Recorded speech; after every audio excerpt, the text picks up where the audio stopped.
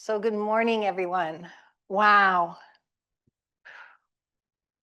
How about if I do some housekeeping before I speak? Oh, yeah. Okay. You ready to begin? Yes. Okay.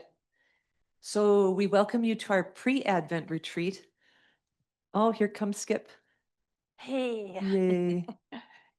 Um, and welcome to those that are on closed circuit TV and those of you that are on Zoom. We're delighted, grateful, happy you're here, Tricia, to foster this retreat that Addie had quite well planned and which you've made your own in your own work with her for over 20 years. So Addie is here in the circle, as we say in much of Latin America, presente, Sí, presente. presente. So before I turn it over to Tricia to bring this the way you wish, how many are here for the first time? Anybody?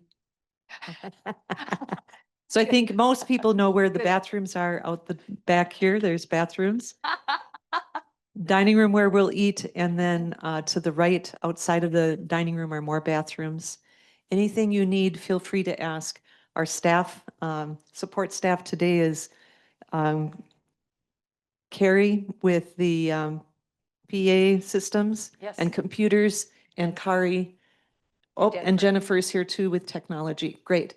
So we have 3 support staff just to facilitate the flow of this work in this room that's connected with the universe. So I'll let you take it from here. Okay. And Tricia has been a longtime companion.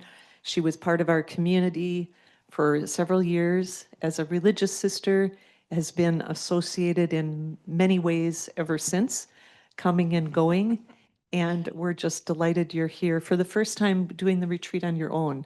You've done this with Addie before. Own with a beautiful Yes. community of folks. But Yes. first time. So Yes. Addie, Tricia has had a long history of work with the universe story and love of the land, and originally, I believe, from California in Fremont. Yes, near, just south of Berkeley. Just south of Berkeley, southeast of San Francisco. So brings that expansiveness of the West Coast here to the Midwest, where you currently live in Washington State. Yes. So we're delighted you're here, Tricia. Thanks, Welcome. Michelle.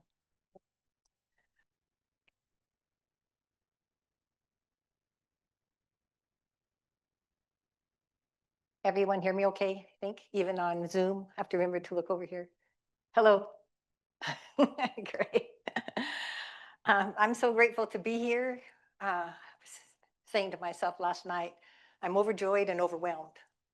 So overjoyed to be here to share this with all of you. And of course, it's overwhelming to do this with Addie being in her new space or new adventure.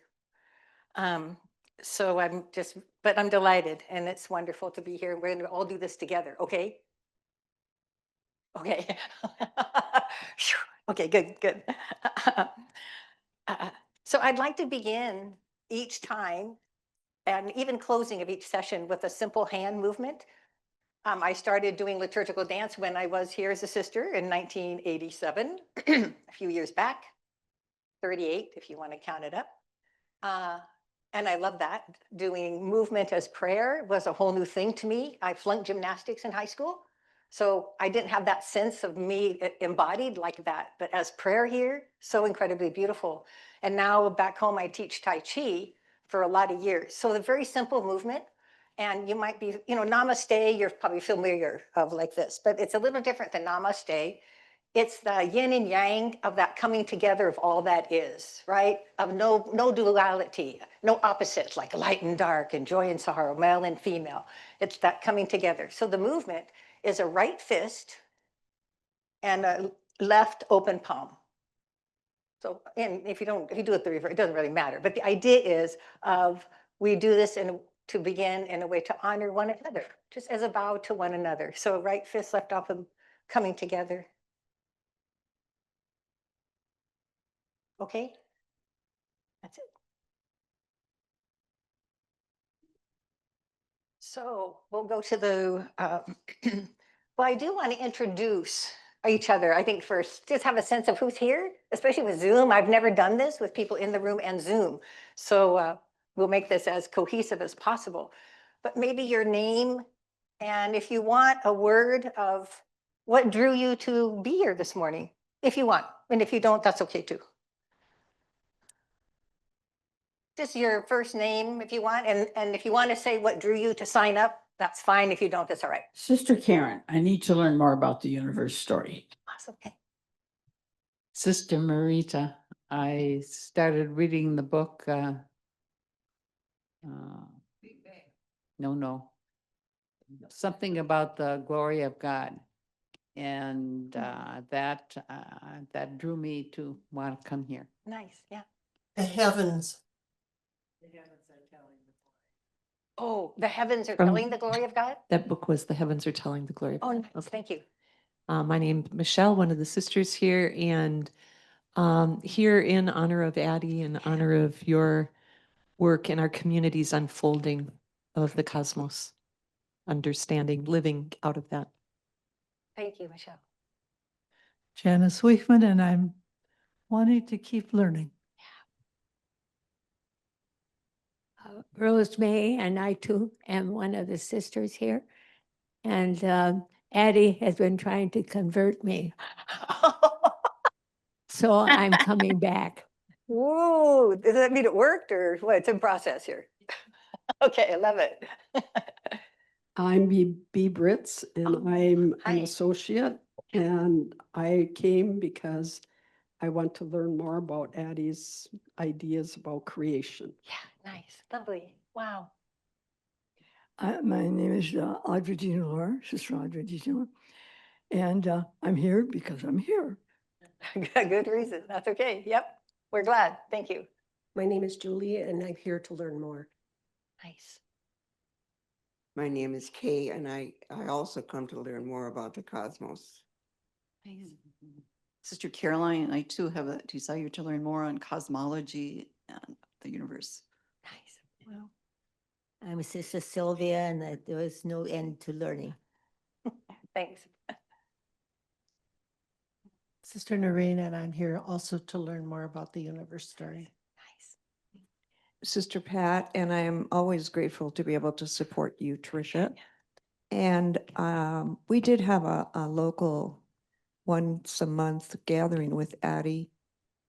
And now this will be in addition to my learning journey on the universe story. Wow. Hi, Janice Welly. I'm curious to learn what this is all about. Lovely. Thanks. I'm Sister Anella Hanger, and I just learned all about solar systems, and so now I'm ready to learn something new. Wow. Next retreat, solar systems. Sister Shirley Mueller, and I love the universe. Yeah. Good morning. Sorry, I'm late. Jennifer Jimenez Wheatley from the Associate's Office, and I am here to learn more and honor Sister Addie. Hey, I'm here for the free food. One in every crowd. Well, Yeah, welcome. Good. So name and My what drew name's you to sign up, Skip. if you want to share. Yeah, Skip Brenny. I don't know if any of you were at Addie's funeral or wake, but I spoke at that. Yeah. And I had always planned to attend this and didn't feel right not. Beautiful. Thanks. Wow. Awesome. And the Zoom crowd. We have more on Zoom than even in the room, I think. But I think it's worth the time, right? So we know this community of folks here for 3 days. So I don't know, jump in, I guess, unmute and go for it. I don't know how to. If you can read the name. Oh, why don't I call out the name? Is that helpful? Okay, Veronica, I'm going to go from the top on my screen. Thanks. Hi, my name is Veronica, associate. I'm coming from Quito, Ecuador. This is a great opportunity for me to continue in community, and the universe is also our community. Thank you. Marilyn Gates. I'm here partly because of a connection with Sister Addie. Also an interest in the universe story, And also to see you, Tricia, it's been probably 52 years since I've seen you. Exactly. Hi, Marilyn. Hi. Leona. This is the book Marita mentioned, and she's in my Franciscan life group. But I find it quite providential that 2 weeks ago I started Qigong at our center, senior center here in Sartell. So it just, the whole universe seems to be speaking now. Thank you. Thanks, Leona. And who's that? Bridget. Well, hello, good to see everybody. Bridget from St. Paul here, and I'm an associate. I'm here for community and connection, and it's wonderful to see Tricia again. Thanks. Mike, you want to do it, Michelle? Oh, no. Yeah, I'm Mike Scott, and I'm on staff here at the Mother House and work in integral ecology, so I'm very interested in this topic. And I do have other meetings periodically, so I'll be coming and going, but thanks. Okay, that's perfectly fine. We're glad to see you. And Gloria? Oh, yeah, mute. We can't hear you. Sorry, forgot about that. Okay, it happens. Hi, Gloria. Hi, I'm glad to be here today, and I was telling Trish a while ago that I've been trying to look at the universe story and read about different things, but for me, it's a big process, so I'm very happy to learn more. Thank you. Doretta. I'm Sister Doretta, live here in St. Cloud, Wade Park area. And I'm here primarily for curiosity and also to learn more. I know Addie has had a strong influence in me, you know, in learning more about the cosmos. And so that's why I'm here today. Thank you. And Susan. You said my name? Susan, yeah, I see your San Francisco Golden Gate Bridge there behind Yes, you. right. I'm Susan, Sister Susan. I've known Trish, we go way back in California time, when I was in California. So, but also Addie. I mean, being out there and being in community, in the larger community with Addie, it began to expand my whole understanding. And now as somebody that's retired, that's, if I can even use that term, retired, it's like it's become part of my prayer life. It's like I can't go anywhere, see anything, and not think about the largeness of all of us are related, and we're all connected into the trees, into the, as you know, you said, bring a stone, bring a twig. We're connected. I can't even look outside and not think about I'm part of that larger connection. So yeah, it's good to see Trish again, and also to be part of this Addie. So thank you. Grace. I'm here to participate, to appreciate Addie's insights, and I'm open to learn and understand more. Super. We can't see her, but is she there maybe? Yeah, are you there, Rose Margaret? Yes, I am. I can't get my picture to go where it should. Can you hear me? Yes, we can hear you. So go ahead. All right. Okay. I feel that Addie's presence will come through whatever you share with us today, because it's like I was looking forward to her sharing with us, and with the other group I had heard that she was going to have a retreat. So it's like I feel her presence through you and everybody else that's there in the circle and on Zoom. So thank you. Yep. Thank you. Roseanne. Oh, Roseanne, you're muted too. Is it this? Okay. And then Barb is after that. Barb, you can go. Oh, now they're both going to unmute. Yeah. Oh, there you go. Roseanne, you are not muted. Go ahead. Okay. Hi, I'm Roseanne Fisher. I'm an associate. This is Niswa with me here. And I'm sorry I can't be in there in person. I'll be in the car shortly, so we'll see how the coverage goes. But I am here because I love to gather with my faith community there and all around the world, our Franciscan community in several countries. And I love the universe story. I do believe that we are all connected and we are all one and we all affect each other. And I'm also really holding Addie close and feeling her presence here, but also all of you. And I'm just happy you were able to offer this on Zoom. Thank you. Yes, yeah. Thank you. And Barb. Yeah, there she goes. Okay, I'm Barb. I'm an associate. I'm calling in from Green Valley, Arizona. And I'm really happy, as Roseanne said, I'm happy to be able to participate by Zoom. I'm here for the connection and I'm here to learn. Super, thank you. And Shirley. And you're muted, and Courtney. So I think an owl, I think. Yeah, Shirley and then Courtney. But you have to unmute. Yeah. Tricia, they may not be here at the moment. Yeah, okay. We'll So- catch those two, Shirley and Courtney, okay? I have one note here. In these booklets, any of the sisters who've received it in the last few months, if you would bring that back with you each day, each time, how many do we need to print? We didn't want to print extras. So if you'd put your hands up, if you need a physical copy. 1, 2, 3, 4, 5, 6. So if you would make maybe 10, Kari, and they'll be here for this afternoon. But we ask you bring them each time. There won't be extras.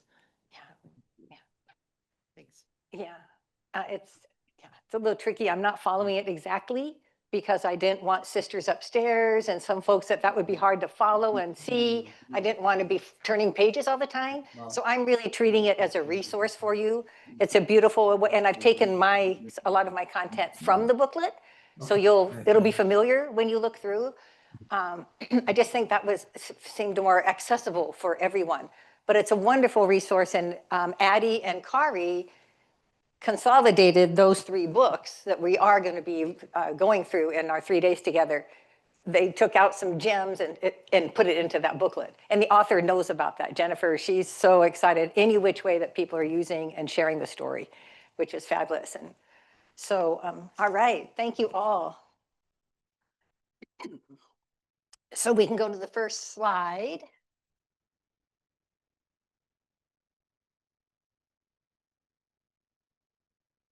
And the next, what day 1, present. So God immersed in nature, where and how do we see God? So some of you might know of this heron.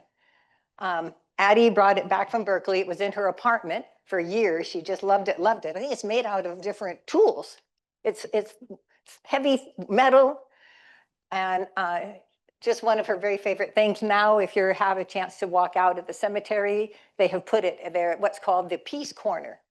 As you approach the cemetery, it's really a beautiful spot under that tree. First time I saw it a few days ago, I'm like, Addie'd be very happy. It's right there and outdoors. She also had a heron painted on her big picture window of her apartment that was her living room, and it faced the street. Across the street was a church of some denomination and busy. It was a fairly busy part of town, but a gorgeous painting. And then she also, she created a very tall paper giraffe. So I'm not sure where this ended up, but that was in her apartment forever. And she had made it somewhere back when, maybe WGR or some part of her journey. So last December, when I was in Berkeley, I asked Addie, well, I spent 9 days with her. Her health wasn't, I knew from a phone conversation her health wasn't well. And I just said to my wife, I got to go spend time with Addie. It was just so remarkable that I did, because that's the last time I saw her, was last December. So we had 9 incredible days sorting through her art and her writings and such, or starting to sort through those things. And so one day I asked her, what is it about giraffes and herons? I was curious because I see these everywhere. She replied, I like long necks.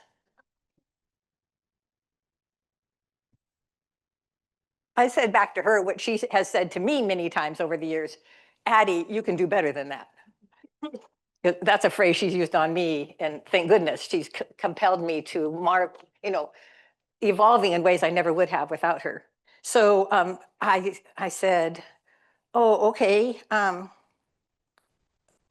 okay, so long necks, but why is that, right? That next question, she said.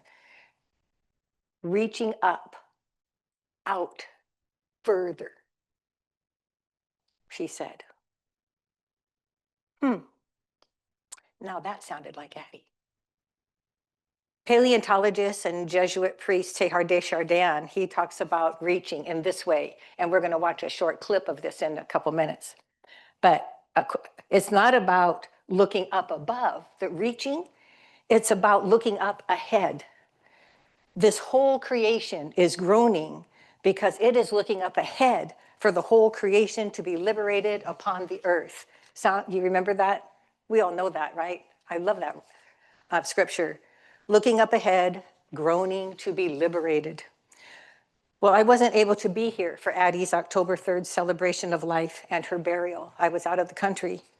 However, that next day, while walking in an expansive park in Milan, Italy, where I was on vacation with Debbie, I was spellbound, as there before me was a giant 15 foot tall paper mache giraffe. Yes, a giraffe. Next slide, please.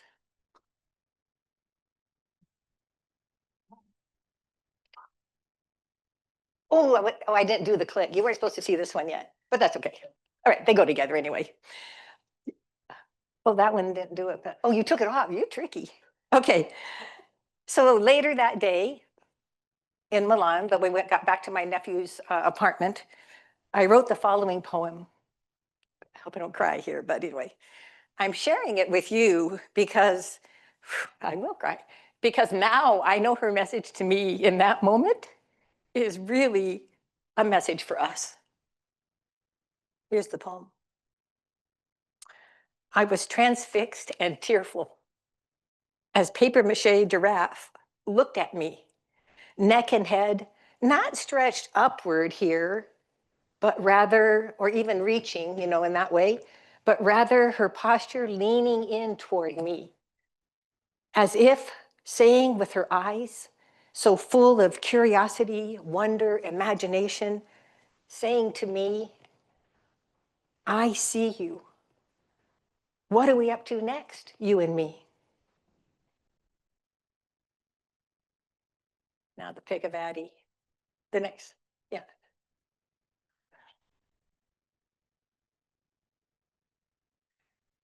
During that time last December, we were coming home on the Bay Area Rapid Transit from Addie's Cosmic Conversations at Faithful Fools, the ministry that Sister Carmen and others have been doing for 28 years, that they started in the Tenderloin of San Francisco. So Addie would go every Thursday. She'd walk the blocks from her apartment, get the transit, take it, walk to the Faithful Fools. I mean, she did that all by herself every week. Well, now I'm with her. So we're coming back, and we're going to take the elevator up to the street to go home, walk home. And I see her looking, and I go, Addie, that says Adeline Street. She hadn't really thought about it. I just thought that was so adorable. So I took her picture. But in planning for this, I'm like, oh my gosh, there she is, reaching, but not looking up above. She's reaching, looking forward, bigger, further. So I just love that. That's one of my, and look at that smile. I mean, that look is like just primo. Okay, I can just stay up. I guess I won't have another slide for a little bit. So as you all know, it was another heartbreaking moment to see Addie's bio in the brochure updated, because initially I was there to be her helper, not to do the content. She had emailed me that she needed me to come to help be her voice, but she would still be the planner. So when I saw the brochure updated to say, in memory of Sister Addie Kroll, for each of us, yeah, poignant.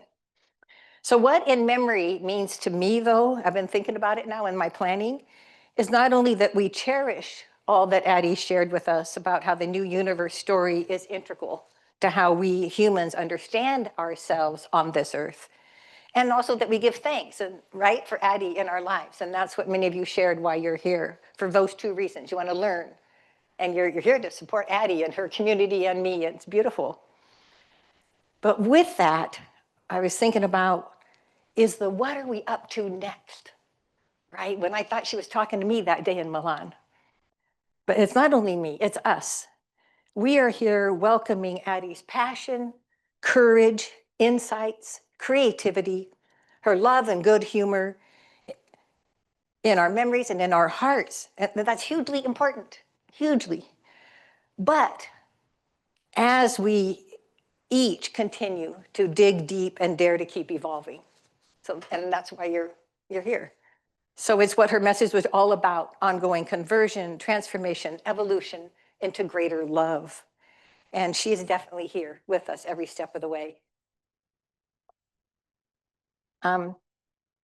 Sister Lillian really wanted to be here, but just isn't feeling well. She goes to everything.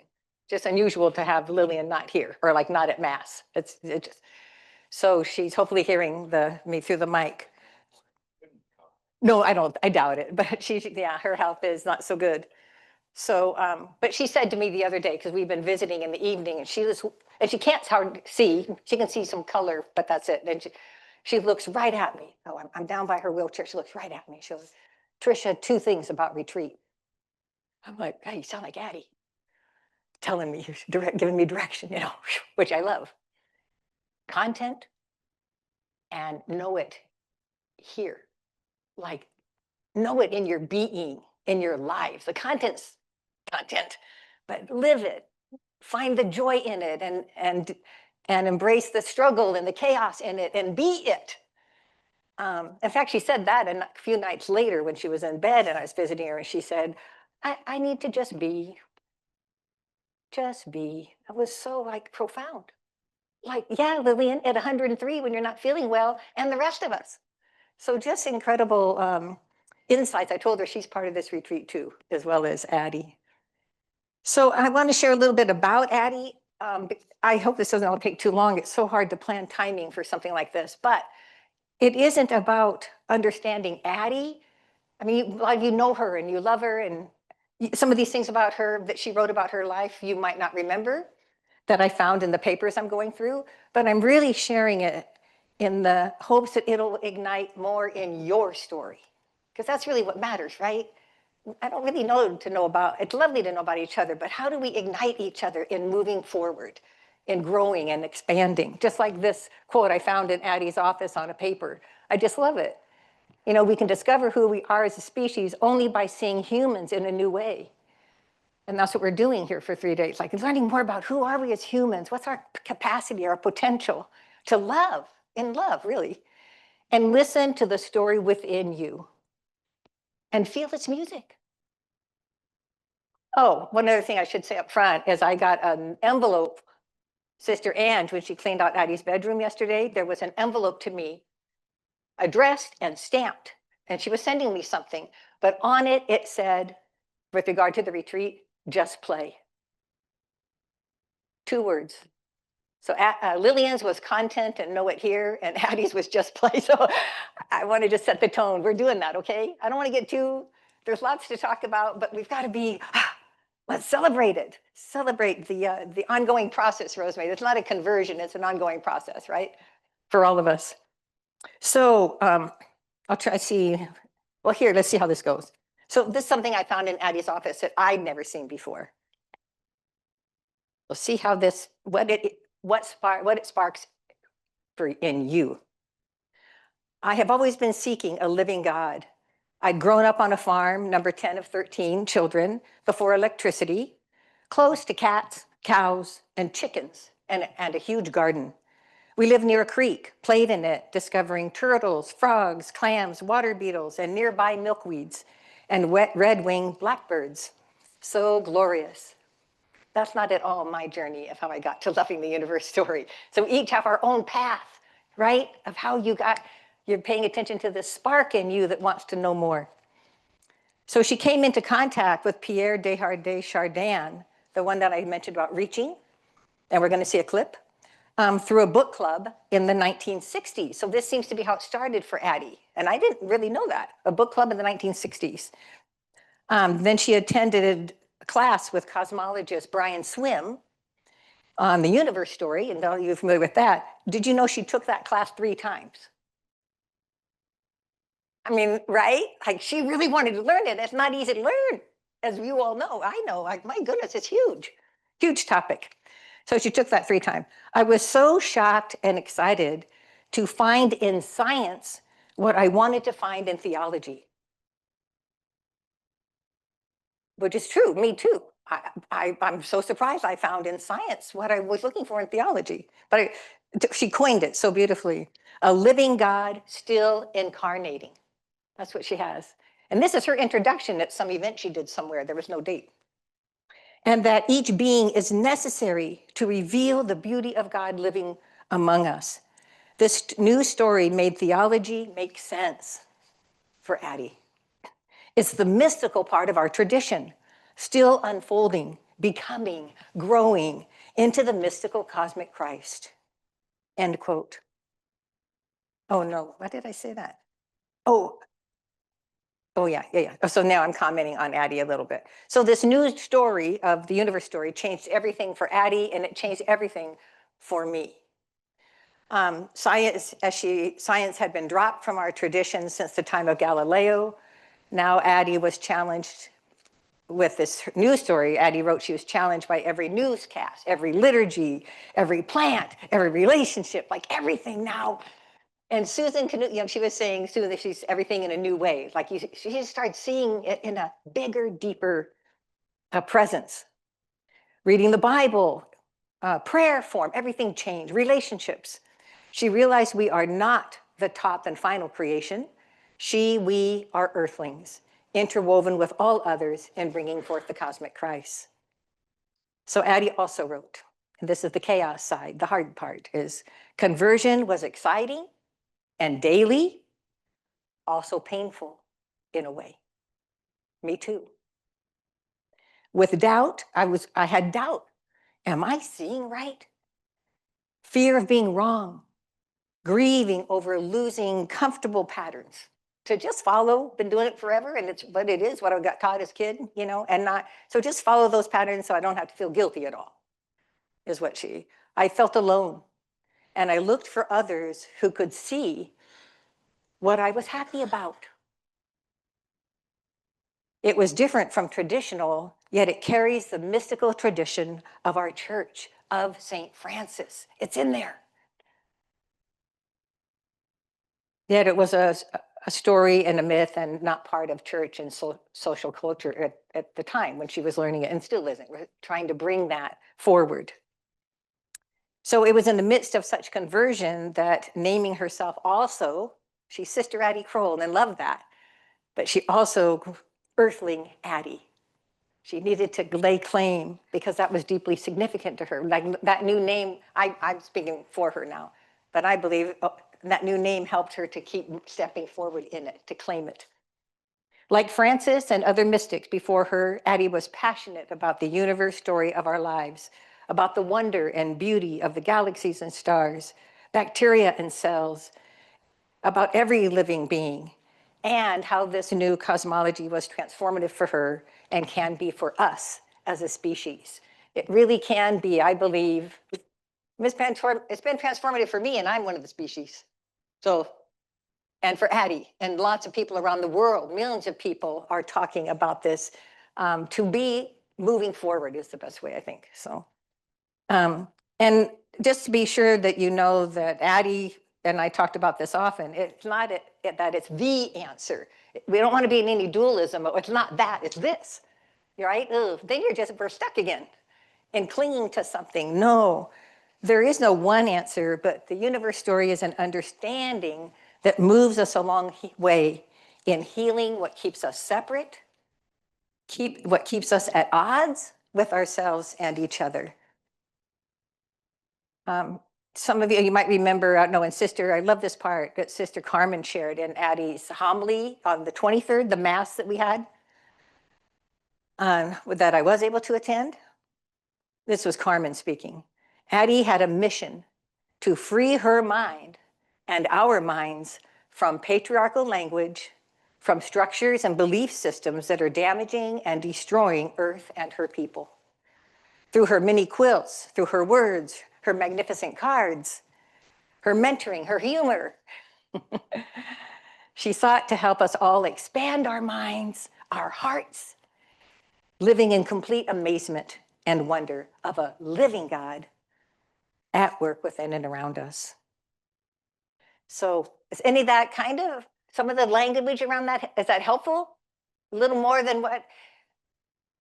I hope. And okay, I mean, and if it was, oh, not if it was, it is me.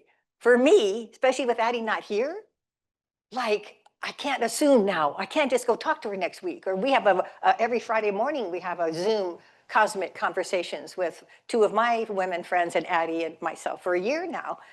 I can't count on that now. So I'm listening in a new way, I tell you. Like, oh, Addie, what is that message?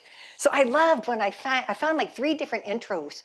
You're not going to hear the other one this retreat, but it'll be in an upcoming book or something, because it's just so cool to hear it in her own words. So are you okay? You need a break? You need some water or anything? Okay, keep going. So I'm going to say a little bit more how I got so lucky to be here, since I'm now the one standing here with you in this reflection and exploration time. Newfound faith, hope, and love, really newfound faith, hope that commenced right here, as Michelle mentioned, 38 years ago and forward. So 6 years in community with these wonderful women when I was age 33 to 39. Rose May was the first sister I met in person, changed my life. And it opened me to totally unimagined depth and breadth of what it means to be faithful, what it means to live a holy, sacred life. I truly thought being a sister was like the spiritual path. And what the sisters taught me is that the spiritual path lives within me and everyone, including creation. I didn't know that when I arrived. Honest to goodness, I thought my Bible, I came with my Bible, a lot of candles that I like, a few things, you know, and I just kind of, that would be it. I'd go to Mass and read the Bible and do community service. I had no idea how I was going to be deepened and expanded here. You really set me in motion on something. So the expansive care for others, especially those most vulnerable, taking a stand for peace. Sister Juanita, my first year here, a candidate, said we went to protest at Honeywell. Sister Juanita said to me, because I'm from California, but conservative. I mean, I never would go to Berkeley for some hippie thing. Like, that's how I thought, which is really embarrassing to say. That's very, very narrow-minded of me, right? I'm judging those people over there. I'm not happy about it, but it's what it was. So now Sister Juanita says, Tricia, you don't have to like it, and you don't ever have to go again, but you have to go once to protest. I'm like, okay. And I'm like, oh, shoot, what if my mom and dad see me on TV? No, I really thought that. I thought, well, I'll stand behind somebody. Oh my gosh, I cried. It was transformative. I'm like, oh my goodness, I have to yell for peace? I'd never had a moment like that. You've got to be kidding me. What is wrong that I have to yell for peace? Well, I've been working out that what is wrong ever since, and the universe story has been a big part of that. And I'm so grateful to Juanita for that moment, and I have done it since, even in California, so you know. Yeah, and my parents were okay. Yeah. Yeah, waking up to social justice imperatives, inclusive language in prayer.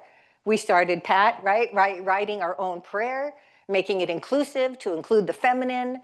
Like that, you can do that? That was my ongoing question, right? It's like, you can do that? Because I just thought, thought there was a certain how-to, and that's it. That's what's right and good and holy, and God will be happy kind of thing. And it's way bigger than that. So yeah, and then dancing in church. This one over here. Yeah, you and some others, Joanne and Michelle, you did some, but I never danced like I meant, yeah. So I'm like, dance is prayer, you can do that? So maybe that'll be, maybe you have that same kind of question in your own way, even with the universe story, like, we can talk about that? We can think about that? Like, that's okay? And that's okay to have that question. I had it, and people held me gracefully in it to discover, not to tell me which is right or wrong, to be in the discovery. And I'm so eternally grateful. Also, the destructiveness of patriarchy in church and state, which we're seeing in full blown in state, in politics, of male domination, white nationalism. Yeah, so to me, this all relates to everything. And I'll be saying more on that. So all of this was new to me, but I think, as you can tell, I was so surprised that I loved it. If you'd asked me in advance, no, I don't do that kind of thing. I think I know myself. No, I don't protest. I don't believe in it. It's not, whatever, all this attitude. Lo and behold, that wasn't it at all once I stepped in and took a chance. Let's see. So all of that and much more, actually, it awakened me. One thing important for me was the little c of Catholic versus big C. I grew up Catholic. I love being Catholic. I had a great experience growing up Catholic. Beautiful, everything about it, fantastic, fabulous. But as I learned the patriarchal piece, and there's a bigger, deeper, or I don't know, just bigger picture of the divine in our lives. When I learned about the little c of Catholic, I really loved it. Like, it gave me, and it means universal, right? Yeah. So then years later, I thought, oh my gosh, when I was loving the little c of Catholic, and now I'm loving universe. So somehow those are related. It's cool. Yeah, I just realized that lately. So Addie's yearning was for a living God. Mine, as my spirituality was stretched and deepened, some of the things I mentioned already, but I had a real passion for sexuality to also be celebrated as holy. Not sex or even sexual preference per se, although that's a part of it, but really I needed my embodied self, my real life, and my homosexuality, I suppose, but that was only a little bit, to be sacred. So completing my master's in theology at St. Kate's while I was a sister, 1992, it further tugged at that longing. I needed sexuality to be sacred, but I shouldn't even, the homosexuality isn't the thing, because everybody, even heterosexuals, I think, aren't really at home in their bodies, because we don't talk about sex or sexuality much yet in this culture, in this millennium, which is like crazy, how that's a part of our divine life. So I needed sexuality to be sacred and spirituality to be embodied. I needed these two things to speak to each other and the holiness of each. So it was heart-rending to not stay here with the women that I love, that broke me open so deeply. That's the paradox of it. They broke me open so deeply, but I needed to move on. And I knew that I must go on, and everyone seemed to accept that. And as you can see, I never really left. I didn't leave, it morphed. The relationship and morphed. So all these magical things that happen when we just stay, I don't know, be in the chaos and be in the discovery. So then I was doing my dissertation for my doctorate, I guess. For my doctorate. I went to Matthew Fox's School of Creation Spirituality. I was the second graduating class of Matthew Fox's university, which isn't even there anymore. And I was writing my dissertation, and this is another one of those Sister Addie saying, so I went back to California because Addie said, Tricia, you can do, I thought, I'm going to do retreats on sexuality and spirituality. I thought I'd found my passion after my master's. And Addie says to me, Tricia, writing and offering retreats on sexual spiritual integration is good. That's fine thing, excellent. But first, you have to come back to California to learn something more. Okay. No, really. Like, why? I really thought that I'd found my calling. Well, that was one of several times, and you probably have some of your own experiences of this, that dear Addie, somewhat forthrightly, a little bit forthrightly, a lot, told me what to do. And for some reason, I always said, okay. And it's been amazing. Thank you, dear Addie. So I did learn a lot, of course, but actually I learned a lot. Brian Swim and Matthew Fox and lots of great people. But it was Addie, actually, that sparked the fire of the universe story in me. I mean, I'd had cosmology with Brian Swim, one class, not three, one.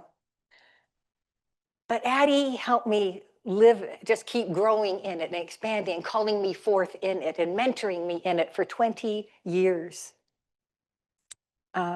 When I first read Teilhard de Chardin's book, The Human Phenomenon, which I have here, I found my notes, and one of the notes I have, the paper's faded and the ink's faded. It's from 2008 maybe.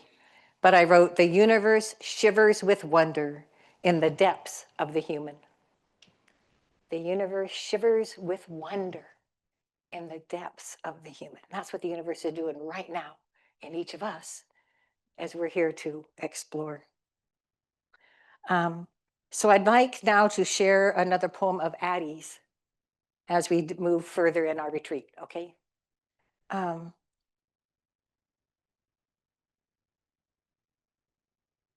This is not on the screen or anything, but I'm glad she's still up there. So this poem was found on Addie's bed in her bedroom here after she had transitioned into her next adventure. I don't even say died anymore, but we'll talk about the language later. But she did die, but she transitioned to her next era. So this poem was found on her bed afterwards. So likely it's the last thing she wrote were seemed before she went over to St. Gabriel's Hospital and died a couple days later. It is profound, not something to read quickly and move on, but we will come back to it again on Saturday. It is titled Come. For this moment, yes, that word come, as regards Addie's life, right? We can imagine what it would have meant, maybe come to take this leap forward in her journey. But I know Addie would want to that poem to let it also call us forward too.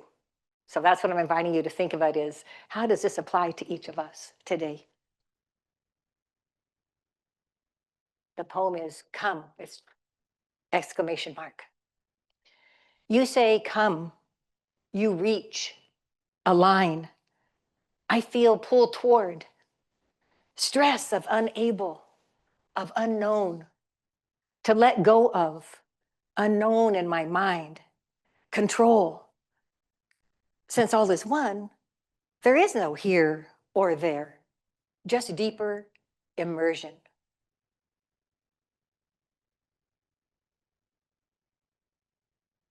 A powerful and intimate window into Addie's experience.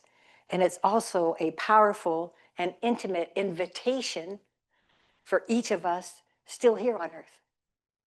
Each of us being called forward, come, opening our mind, heart, body, soul, and then some.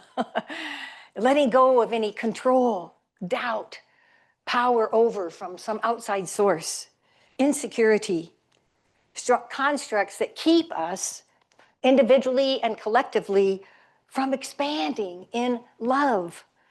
Since, as our universe story so lavishly will be reminding us tomorrow when we go through the universe story, all is one. And that's like literally and figuratively. No here or there, just deeper immersion. You imagine feeling that in moments before you know where you're headed to the next era?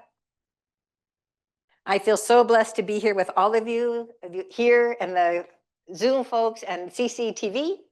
Marita, welcome.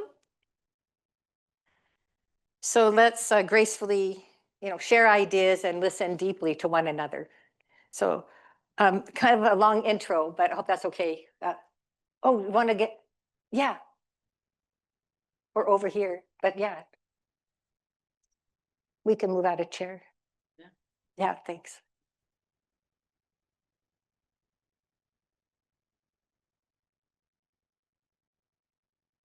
So in our exploring and reflecting, there's some key words, like you're trying to understand this universe story. Some things we're going to be pondering are imagination. Like that's key to universe. Someone mentioned, or maybe more than one on the Zoom, creativity. I guess the slides could come down so we could see the Zoom, folks. I forgot about that. Thank you.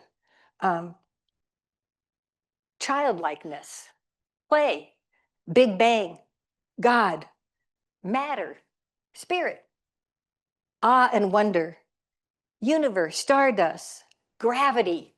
There's even something really beautiful about gravity to understand in the universe story. If you don't already, it's really beautiful. So we'll talk about that. Communion. That's one of my favorite things, is talking about communion, that the universe story and what universe is about is communion. We're going to talk about that this afternoon. That's one of my favorite things. That's another C thing. I like the little C of communion and the big C of communion, right? Communion, mass, yes. So it's not either or, right? It's like, oh, how to expand and deepen my sense of that. Little C, like, yeah, that's how I can make the adjustment in my head. Because those images matter to what I know and feel in my soul. Oh, and bacteria. I can't leave out bacteria. It's one of my favorite things. Anybody remember Addie talking about bacteria? Oh, during COVID, and not all bad necessarily. No, I mean, yeah, bacteria is not all bad. I'm giving away the punchline. Addie loved that. And I've got a great story on that. So for tomorrow. So as we're sharing, I invite you to write down things in your booklet, or we have some extra scrap paper over there. And I'll tell you why.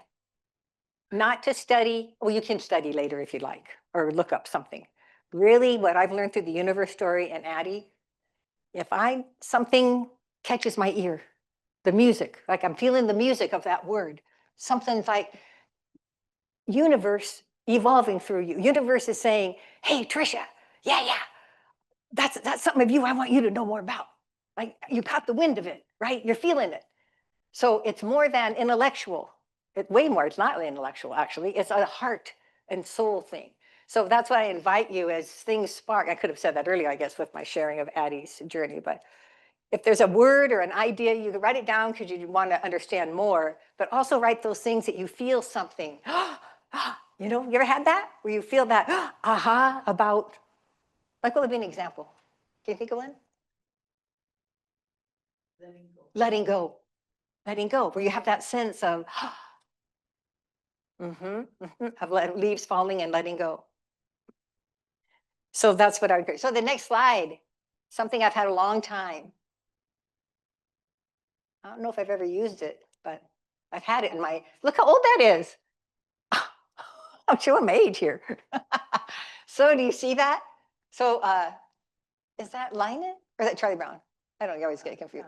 That's Charlie Brown. With Snoopy. Is it Linus? Okay, Linus. See, I'm sorry. Okay.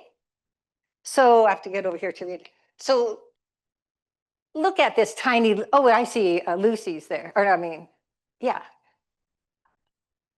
No, I don't even know my character. Okay. So Linus talking to Lucy. Okay, thank you.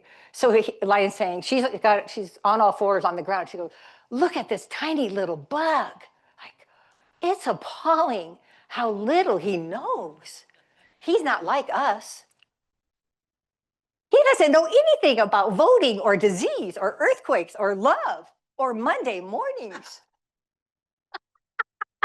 Monday mornings, that really got me. Okay.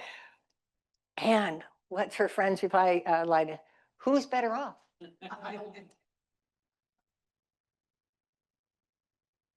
Addie loved cartoons. Do you know that? I mean, I'm going through her things and there's just so many. And I've kept cartoons for years too, 30 some years. I've got a folder of humor things for, in case I'd give a retreat someday. Well, here we are. So I want to include it for that, but actually really more, it's the assumptions and the questions. They're very fitting for us today. Look at the assumptions in that. Oh my goodness. That first, it's appalling how little that bug knows. That's like me saying, that's appalling what those hippies are doing in Berkeley, right? That's an incredible wrong and rude and destructive assumption. So we'll talk more about that. And then and who's better off? That one I've been pondering ever since I cut that thing out years ago. So it's intriguing. Who's better off? Those of us who choose to be involved, to pay attention, to participate, and thereby grow, and even be part of changing things, you know, to benefit all, rather than benefit some. Or those who choose not to. Sometimes the latter does sound tempting, right? After you all been breaking me open so much to care about what the heck's going on, sometimes the current day now, last 10 years, days that I want to run away, want to move to another country, try to find somewhere safe and happy, and you know, like this yearning to like, scary. It's scary. Easier not to know. But then I wouldn't be part of the solution and I wouldn't be growing.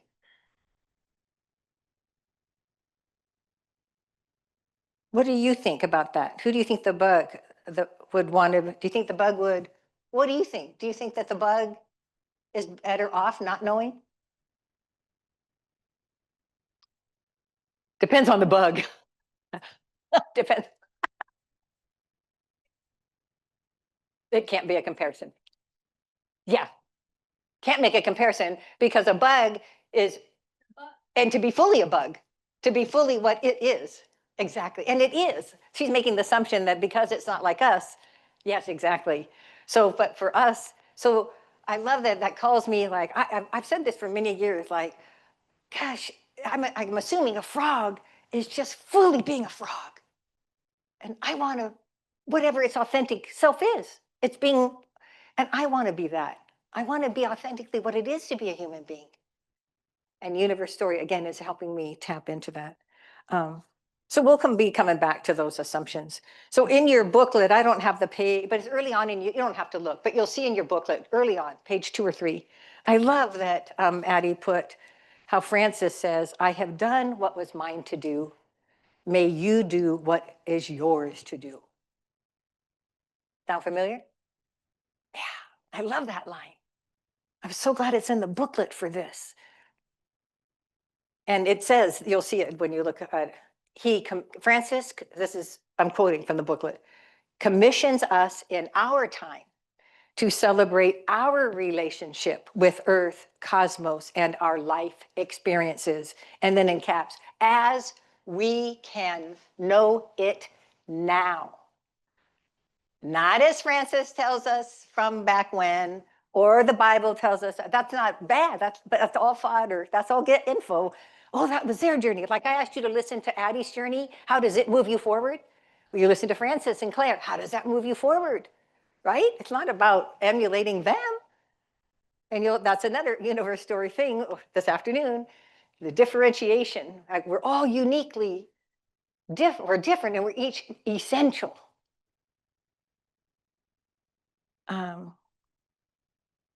So who are we and what are we here for?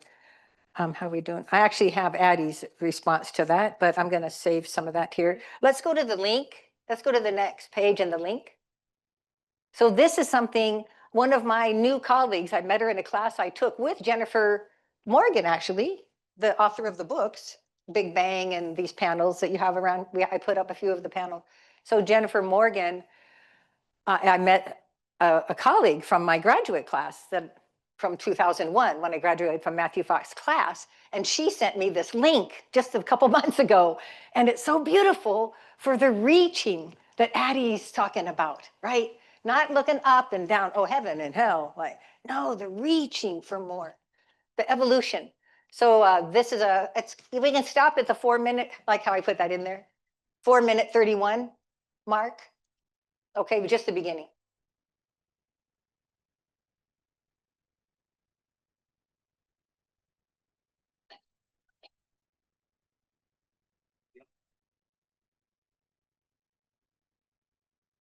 Can we turn it up a little?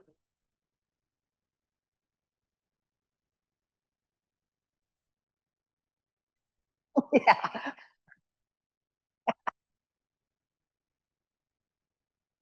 Turn it up a little.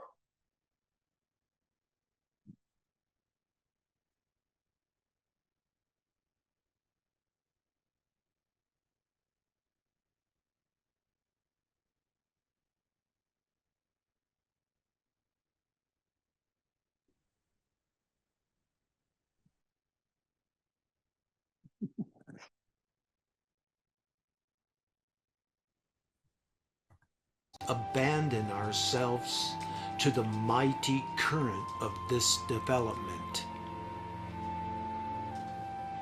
Teilhard did not believe we find God by abandoning the earth and the world, but by looking into the earth and this world. This is where we find God. This is where we were made to find God. But dualistic thinking always separates the two, and that is Neoplatonism. It certainly isn't Judaism, because Judaism will point out that Psalm 139 says, David says, if the darkness falls upon me, even the night shall be light about me. Both the darkness and the light are both alike unto thee. Learn a little bit about this man who said, look, it's not about looking up above. It's about looking up ahead. This whole creation is groaning because it is looking up ahead, not looking up above. It is looking up ahead for the whole creation to be liberated by the manifestation of the children of God upon the earth.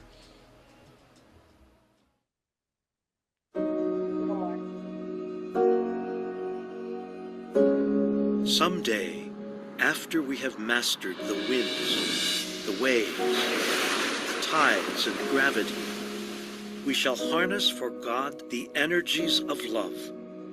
And then, for the second time in the history of the world, we will have discovered fire.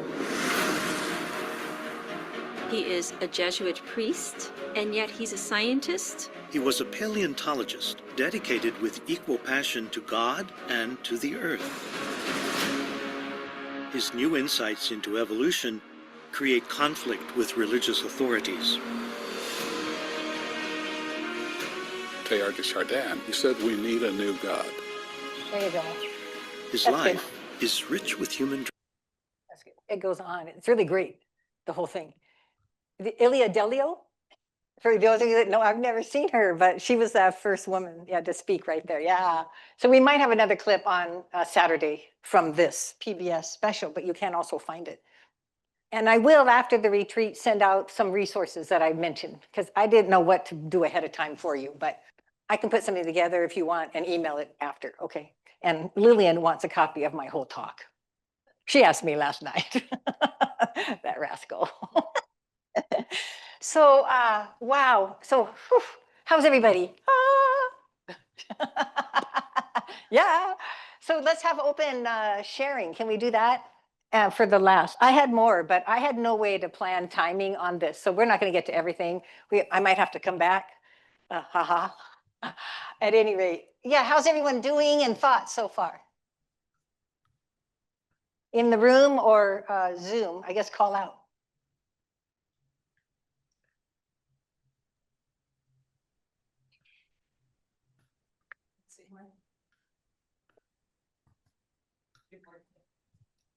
Just exciting.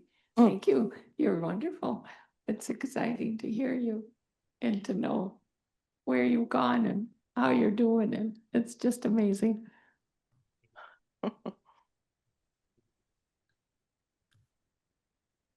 That's okay. You don't have to. I mean, it's only been an hour here, but I want to give a chance to breathe and not go. It was kind of a long intro but I just felt like it was important. So yeah, Pat, thanks, Michelle. Yeah, that's what I was thinking. It was a long intro. Uh-huh. I'm just saying that, I'm repeating that because, Yeah. you kind of expect something to start with, I don't know, some big theory. Yeah. And here we are sharing your personal story and Addie's personal story. And what keeps reflecting in my mind about that is that it's a long journey. It's not a couple days. I mean, you speak of 20 years. And of course, some of us, I mean, I remember 1960 when I read Tricia J and Sister Rosemary was our director. Yes. And we have been ever since. Many of us have been ever since. Yeah.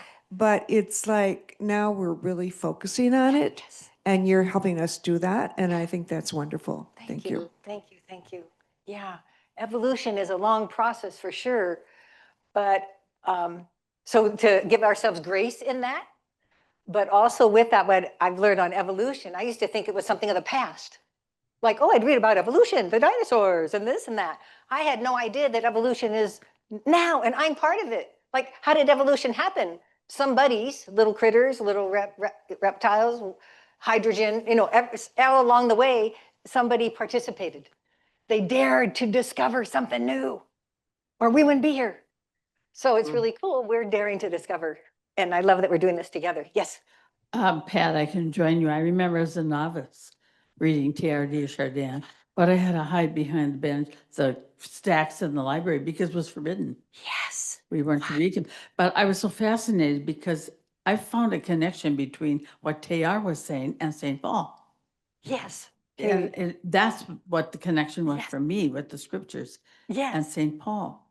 But I remember also going to St. Catherine's and someone came there, a speaker came there to talk about Teilhard, and the philosophy teacher, her name was Sister Helen, I think, told us we were not to attend to this because this was all wrong. This like he was Teilhard was, again, the church was against what he was preaching. So it's something. So I don't know why that disconnected for all these years, and now it's coming back again. Yes. Not lovely. Yes. Thank you. Thanks for sharing that, because others can probably relate too. Just a story from Kenan Osborne from the School of Theology. You may know that, Pat. He talked about how when he was a novice, and he has since died many, many decades ago, it was verboten, and that he had to climb in the middle of the night. There was this big fence for the final professed friars could go into that library. And he and the other novices were not to go. But in night, he was tiny, and he'd go up in there and he'd spend hours just reading. So where the Spirit is drawing, you find a way. Yes. Yes. That's the universe, spirit, God calling forth. That's something that's in your gut that's like, oh, calling you forth. Yes. I just find it interesting to that Omurcho. Do you remember the theologian Omurcho? Yes. Okay, so I read one of his books lately, and he talks about, okay, so there are essays in it. And one of the essays is written by Donald Sr., who is a scripture scholar. And he goes back and says, Thomas Berry did a wonderful job, but we need someone to bring together the scripture and Thomas Berry's teachings because they are related. And he said, that would be my only criticism. Beside that, other than that, Thomas Berry is just outstanding as a theologian on the universe. Interesting, huh? Yes. Yes. Yeah. Teilhard, I mean, there's a way more, but for me, and I think Teilhard, and then Thomas Berry, Brian Swim, and Addie Kroll to me is on that list. Seriously. And really with a theology piece. And that's on my next page is some of the scriptures. So we'll start with that in the afternoon. Absolutely. God is light from John. God is love. Genesis, creation is ongoing. Made in the image and likeness of God. I was going to do a whole section on God, but we will, because really important. And it was really key to Addie's window. That's so important. Yes. Anybody on Zoom too? I don't want to miss. Yeah. This is Marilyn. I just wanted to mention there were two places. One was in the poem that you shared from Addie, and I hope there's some place where I can have that so I can access it again. And then something that you said, and I think what resonated was that in this journey, we are always holding the tension between moving ahead and letting go or reframing what we have believed or held. And in order to, to keep moving forward, we have to hold both of those things at the same time. I wrote down phrases like when Addie identified as Earthling, and that conversion was exciting, but also scary. There was fear in being wrong, of change, of evolving, of shifting. Anyway, I just admire her ability to hold those two kind of opposing forces. Yes, thank you, Marilyn. Yeah, I was gonna say, I know this isn't like a Addie support group or anything, but the thing is, I'm realizing as I'm listening to you talk, like, so we talked like an hour or two, like every Sunday for 10 years about this type of stuff. And I didn't realize until like now that we mostly argued, which is now I know why she liked our conversation so much.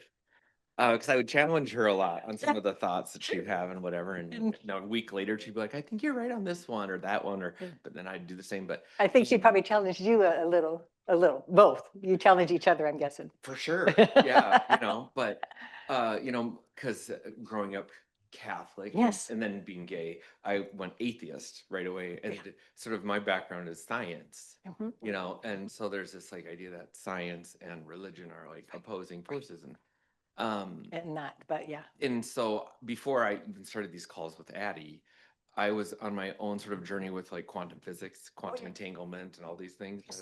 And it dawned on me that what if science actually proved that, God existed, and then all of a sudden it started to it's like chicken and egg. And so I always brought the science to our conversations. Yes. And she had the theology.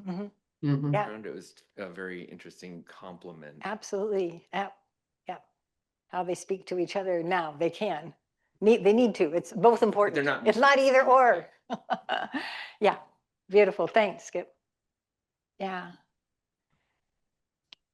Anybody else on Zoom? I don't want to leave you out. I can't see it all that well.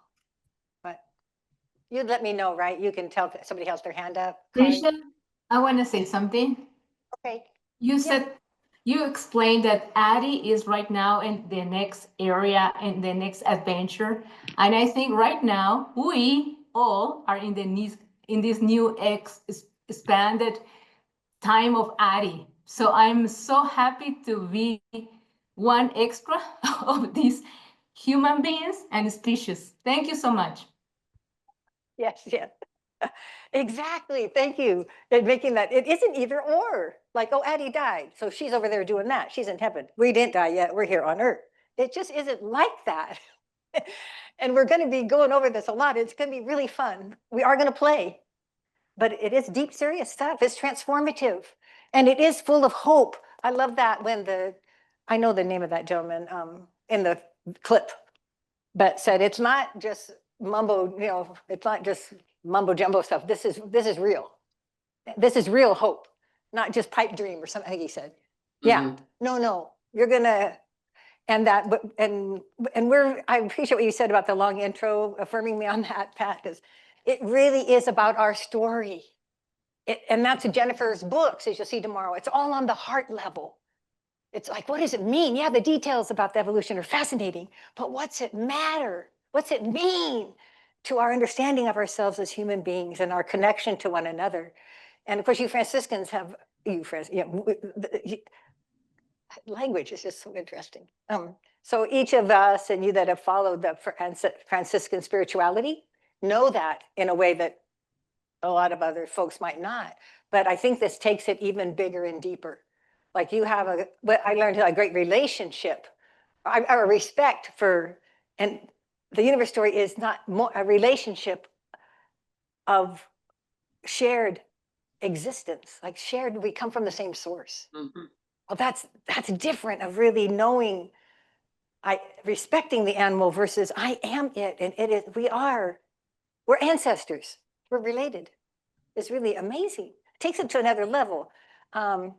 This just been powerful for me. And so you all, so many, we're all in a different place, but I really appreciate we can be in this journey together. And thank you for sharing.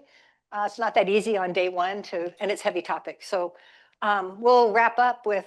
Could we have a couple people came on later if they would want to introduce Oh, themselves? yes. Yeah, thanks, Michelle. Mhm. Yes, of course. We didn't hear from Shirley or Courtney. And Cindy. whoever would like to, and what, if you want to share your name and then also what compelled you to sign up, if you want to share, what drew you to be here today? Cindy and Bernice also. Okay, so. I'm Vicky. I can go first. I'm Vicky Nelson or Vicky Phillips Nelson. Gosh, that's my maiden name from whatever 50 years ago. Yeah, I am here just because I want to be learning and I'm excited about the possibility and the potential for passing on with my granddaughter. And so thanks. Yeah, yes, thank you, yes. And Shirley? Who else? I'm not sure who else we didn't hear from, do you know? And Cindy? So Cindy and Bernice. maybe at the lunch, maybe in the afternoon. There's Cindy. Oh, there you go. I was going to put in the chat, but I'll say it here. I've heard many like TR. I didn't catch the full name, so I could Google him or try to find a book at a library. So if there's any people, any authors, any videos that I could search out anything, it'd be helpful. Yes. And is that okay if it's after the retreat? For sure, I'll put together a resource. Absolutely. Yes. If not, okay. Teilhard de Chardin was the video that we saw, but okay, yes. And Vicky? Oh, okay. Oh, God. Oh, yeah, I didn't see her. Are we good then? Bernice, are you there?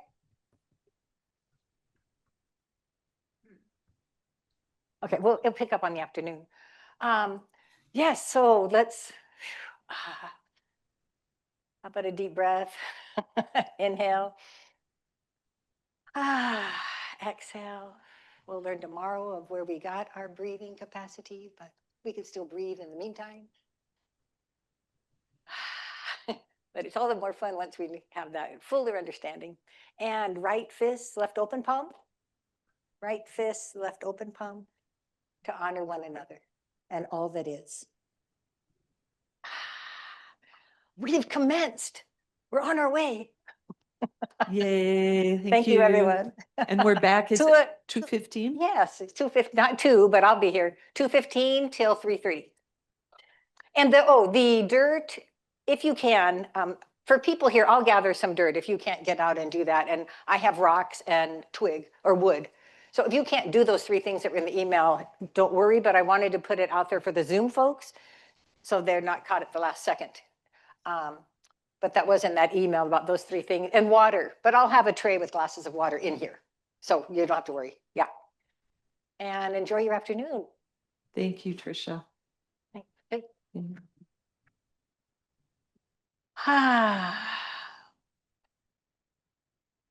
Welcome to each of you in this room. Welcome to the Zoom crowd. Lovely to be back together. Hope you had some nourishing lunch. Maybe a quick nap or time to rest. All right. So, can we start our afternoon the same way? Right fist, left open palm. This coming together of all that is, right? No dualism, no opposites, and honoring one each other. Like, awesome. Yeah. Nice. Let's see, we want to do a couple of introductions yet. Some folks that are here, I mean, I know some people are coming and going, but at least for today, we'll do introductions, where there might be folks over the next 2. Like Maria Lindsay. If I want to say your name, and if you want to add what drew you to be here in this retreat, that's great, but you don't have to. So a couple of introductions here, I think. We did the others this morning. Hello, my name is Maria Lindsay. I'm the pastoral grad assistant in the Conversatio program. Some of you may know me, some of you may not, but I'm zooming in today. I'm feeling a little bit under the weather, but just, getting to learn more about Franciscans. I come from a Benedictine background, so I don't know as much about the Franciscans, but zooming in, hearing more, here to learn. Glad to have you. Thank you. Anyone else that hasn't? Oh, Greg. Was it Greg here earlier? No. I was not here this morning. Yes, I had another commitment. Maria, you may be zooming in from I'm zooming in from outer space. I love that. That is not true. In honor of Addie, I started thinking, that I put this background on for something else, and I just thought I'll take it off. No, I won't. No. I'll just leave it on, and it'll remind us that we are all part of Stardust, if you will, and part of God's beautiful universe. And I live right in Little Falls, but I'll zoom it from here today. I love it. Thanks, Greg. And Jerry, yes, I saw Jerry on the screen. Hello, Jerry. Hi, I'm Jerry. I'm in St. Cloud, and while we had our break, I got a new magazine today. It's called Christianity Today, and there was a great article on the incarnation and and science, and it was on the cosmos and how stardust has been in us from the very beginning. So it was wow, fun. We're done here. Wow, Well, thank Jerry. you, and hi, everybody. What, is that about wrap it up? It's like amazing. Yeah, thank you. Anyone else that has not introduced? Carol, I think, came in. Did I see? Oh, Carol, right here in our room. Milo. 1 second. I'm Sister Cordy, and I was here this morning, but I didn't have an opportunity to say anything. So I'm a classmate of Addie, and she's had a great influence on each of us in her class. And she also has been, so to speak, working on us as a community for many years. And I think finally our ears are being opened and our hearts are being opened. We're hearing much of what she was expressing, and it's coming into our own being now. And so I thank Addie for that. And I'm doing this day in memory of my dear friend Addie too. Yep. Wow. Thanks, Cordy. Wow. Whew. Beautiful. Yeah, Marita, welcome. Oh, hold on. Michelle. Yeah. Thanks.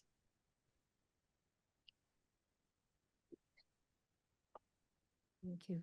I came in late this morning, but I got back here this afternoon. I'm glad to be here and feel the good energy that is coming in and out of us, I guess.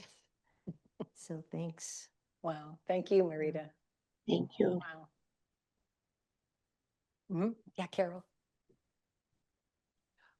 My name is Carol. I'm sorry I was late. I'm kind of double dutying it for a while here.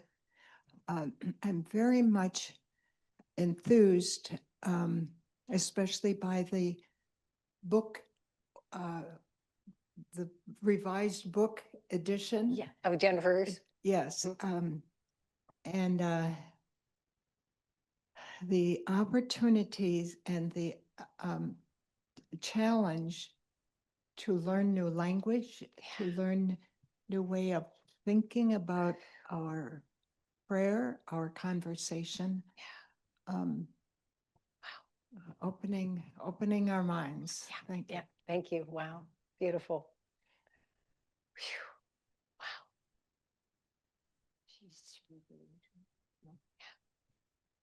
Thank you. Another announcement. Well, on those 3 books that we will be delving into tomorrow, but they're on the 2 sets, one on the table here and one on the registration table. The trilogy by Jennifer Morgan, that the universe is telling our story. So it's in the voice of universe, which is just magnificent. And Brian Swim commented on that the other night, of how brilliant to do it in the voice of universe rather than a scientist talking about universe. So we'll be delving into that tomorrow. The other is that Addie, there's a new book of Addie's, her art, some of her art and poetry that got published in September, I guess, August. Addie saw it, loved it. We worked together. She sent me all the material to be in it, and I put it together. And so they're for sale in the gift shop, $16 if you want, or you can buy it on Amazon for 15 plus shipping. You can weigh the odds of that. And the books that you buy here have a paper insert because I did not have time to do a bio of Addie. There's a foreword from her, you'll see, but not a bio. I was rushed to get it done before my trip to Europe. I didn't want to leave a book hanging with Addie's. I didn't know her health was not well. So there's no way I'm going to leave town for a month with a book almost finished. So I got it done, but now this weekend, I added a bio of Addie's, much of which I found in her office. It's in her voice. And then Siobhan, her goddaughter, who helped her type up the poems and scan the artwork, a beautiful paragraph by Siobhan of what that experience was. And then I wrote a paragraph of what my experience was of those 2 sending me all of this. And could you put this in a binder or something? And morphed into a book. So beautiful team effort. And I want everyone to know that story because Addie put this content together. Future books I or anyone else might do of Addie work will be my putting Addie's art and writing together. But this is what Addie sent. So it's really beautiful to have that. And now on Amazon, anything you buy from now on Amazon has this in it. I added it on Sunday, pulled the book off, added it and put it back. So this is for the books that are here, so you understand, or any books purchased before today. Yes, and then Michelle has something. After I plugged it at her cosmic wake. Yes. Where's the money going? And I was like, I don't know. Oh, to the sisters, and you make like $1 a book. I mean, you don't make much. No, it's not So- getting rich, but. Yeah, you just. Yeah, but it's a project of the sisters. Yeah. Oh, sure. Go ahead. Camilo. Oh, there you go. Hello. You want to introduce your name and if you want to say what drew you to sign up for retreat. Hello, I am Camilo. I'm from Colombia. I couldn't be this morning, but I am here honoring our relation. I have in my hand this rock. This was I got this rock in the previous trial that was held with the sisters about the universe, about the cosmic light. So I am connecting the past and the present. Oh, Thank like you. a historic rock, I think. From Colombia. We're in Colombia. Wow. All right. Thank you. Welcome. Wow. Okay. Hopefully we can get more clarity on that over the 3 days we're together. Wow. Okay. So I wanted to begin with what we didn't get to in the morning. So and there's another topic that's huge, but it came up at the end of our time together about scripture, and it came up at our lunch table about God, and just huge. But I want to tap into it to just put it out there. This is part of the language, Carol, that you just spoke to and others did this morning. The words we use, what they mean, do they really speak to what our experience is? So before we get into, I'm going to add this I found in amongst Addie's things, and I love it. It's a quote from Meister Eckhart. When we speak of divine things, we have to stammer because we have to express them in words. Doesn't that just give you a lot of freedom? I'm like, okay, oh good. I can stammer about it. I don't have to have it all really clear because we're trying to articulate something huge. we're going to tap into this, and we will pick up on it Saturday when we're bringing around the cosmic Christ. It'll all tie back in. But religion, spirituality, and science are integral to our reaching forward. The reaching forward we talked about this morning. And Skip, you were mentioning science, they're all crucial. And coming from our spiritual orientation of religion and spirituality, we're here revealing within all creation the divine among us. So among us, not only as a belief, because sometimes religion can get to be about a belief thing, right? You believe it in your head. It can be. And this is about a living, evolving mystery of love. So I said these really quick this morning, but let's go back to them. From the beginning, we are moving in light and love. 1 John 1:5, God is light. Right? We've prayed that forever. Yes. 1 John 4:8, God is love.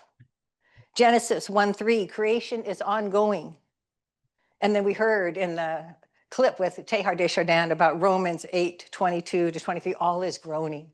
I remember in novitiate time, my early year in community, I just loved that. Like that scripture really spoke to me because something was really groaning in me, but I didn't know what. I thought it was to be in religious community with you all, which was a huge start, kind of blessing beyond anything.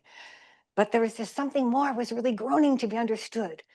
And it still is, but the universe story has been a missing piece. So we've known and shared and prayed this message all our lives. And it's priceless, it's special. Yet it was in the context of religion. So now we know in a more expansive way, God literally within us.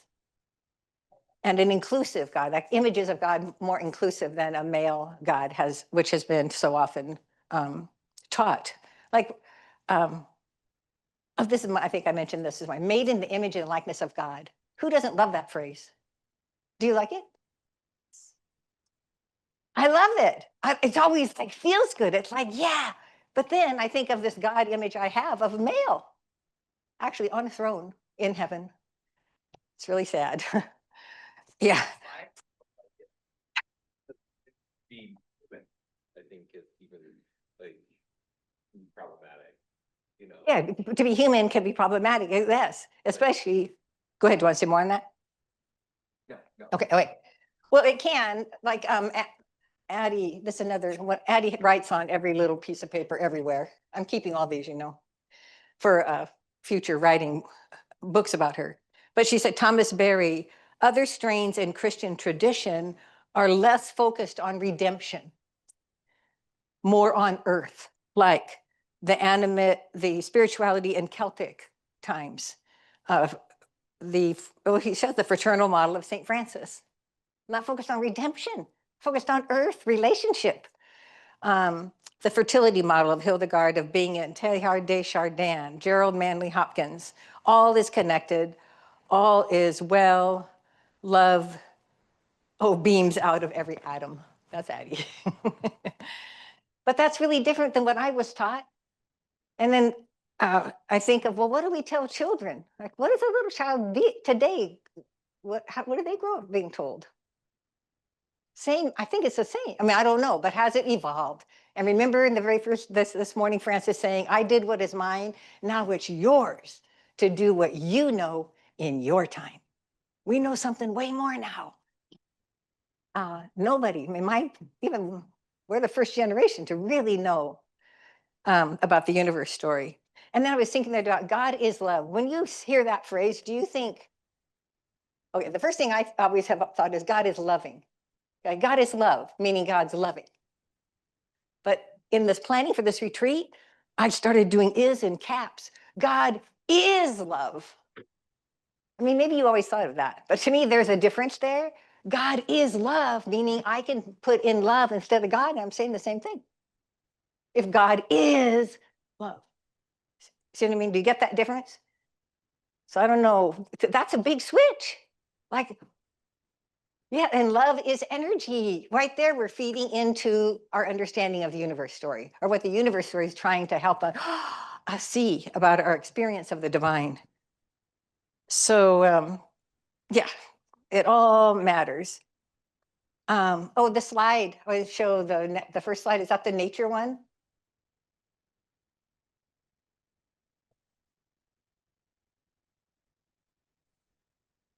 Oh, I thought I had, okay. Well, we'll do this. This was on Addie's refrigerator in her kitchen. The theory of Kadiwampo says that it is just as relevant to be open to the limitless possibilities created as a result of living purposely in the now. So it's just as relevant to be open to limited possibilities. Be purpose-driven, not driven by predetermined end goal or destination. Right? Religion tends to be driven by an end goal, to believe this. It's more dogma, more rules. And spirituality, as we know, is heart, total heart. And what's your experience of God? How do you know it in every thought and passion and molecule? So I love that from Addie's refrigerator. And the other one you can do too, I guess, while we're there. I kind of had these backwards. What happened to the... Yeah, well, do you remember these calendars of Addie that she made? Well, I found some. And April 1997, and it says here, ours could be the time when regard for the sacredness of all living beings becomes more important than dominating and conquering others. I guess this is a good place to read that. 1997. Well, Addie's saying it, but it was part of some of you, you were too. You were growing in this. Because Addie was putting these calendars out. I remember she was doing it when I was here. Prolific. Very cool. So look at that. Every day she has something. Come into the light. Waste some time. I mean, what was that?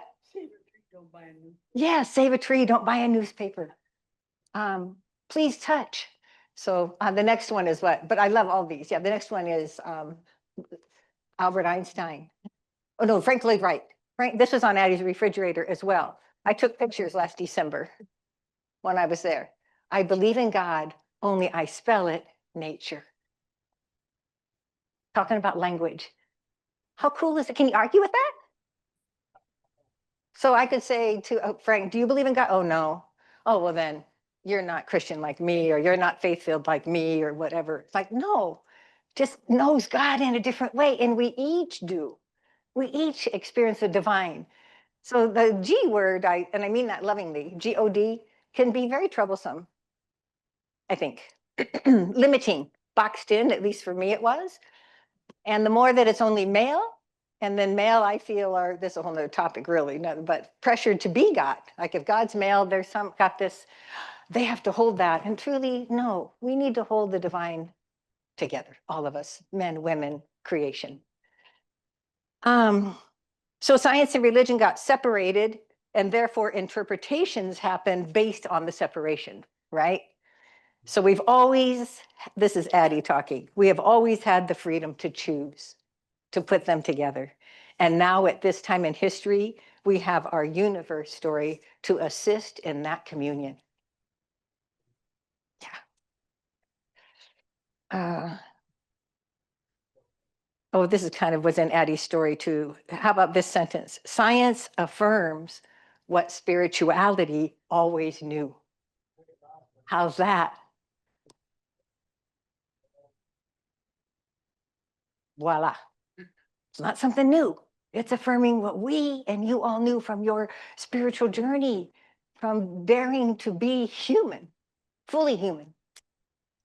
So, okay. All right.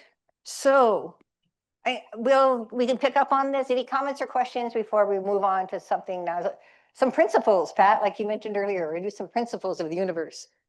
But any comments or questions on this huge topic? Anyone? Comment? Oh, yes, another author that I will put in the notes at the end of the retreat, Ilia Delio, a Franciscan sister. Amazing writing, yeah. And we may hear from her a little on the video on Sunday. We'll see that I have a link. Okay. Well, we'll hold, and now you might be thinking and feeling stuff. I said it's a huge topic. Let's keep stammering, huh? Together and love each other in the chaos. And yeah, that way we're in the discovery. That way it's alive and it's churning. Okay. So, principles. 3 principles of the universe. At first, I wasn't that interested because I'm a right brain person. And so I didn't really care about principles. You know, that kind of heady stuff. I'm like, oh, whatever. But the more I paid attention, these are like 3 of my very favorite. So 3 that Thomas Berry writes about differentiation.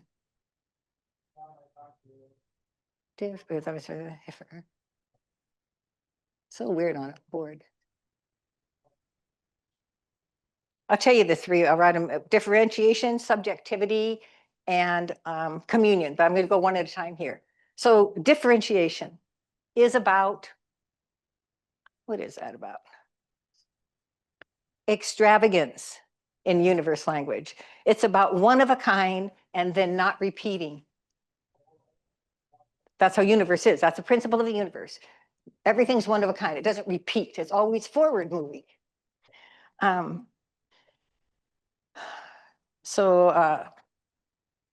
It reveals so much about where we came from and who all being is from the beginning and from the divine source of all being from universe.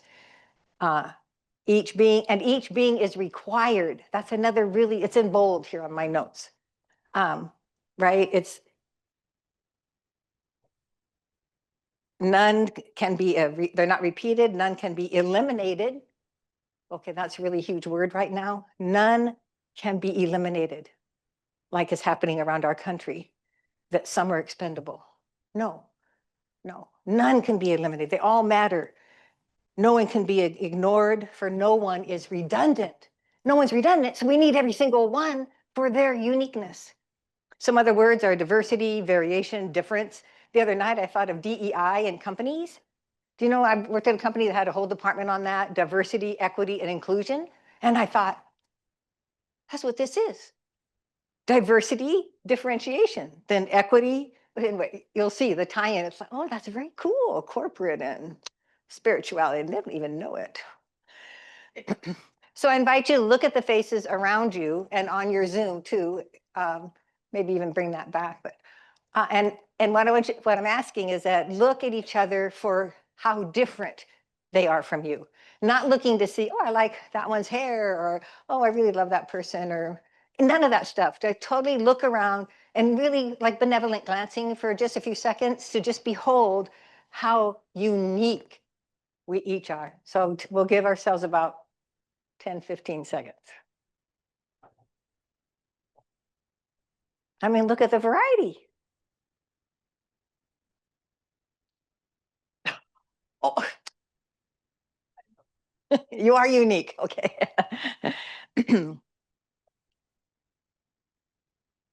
So we're all the same species, but what a wild variation. Each of us is a bright new expression of human. And that was true of each star, each planet, each rose, each monkey, each stone. Nothing's ever repeated. Each is unique. And if it was that snowflake, yes, snowflakes even, yes. And just think, if any one of those weren't true to themselves to do what was theirs to do, we wouldn't be here. And you'll know that very clear tomorrow. I'm really getting a big promo for you to show up. Okay, I keep mentioning it. But when you hear the story and live the story, it's just, oh, it's crazy, really great. So this is Addie right here. I love this last line. Without uniqueness, we'd have mush. That's another one of those one-liners you just got to keep. Isn't that great?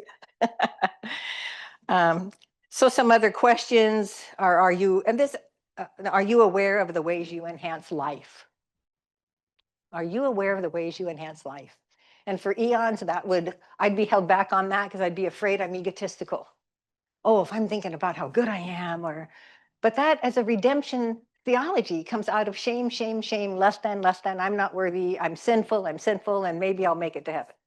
I mean, that's my very short version. But that's how I felt for a long time.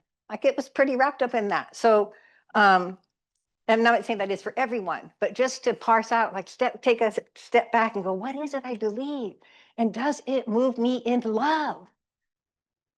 Not about getting to heaven. Does it move me forward in love? Otherwise, I gotta like rethink some language and some things. Are you lavish in your unique contribution in life? Pretty cool, huh? Diversity. Subjectivity.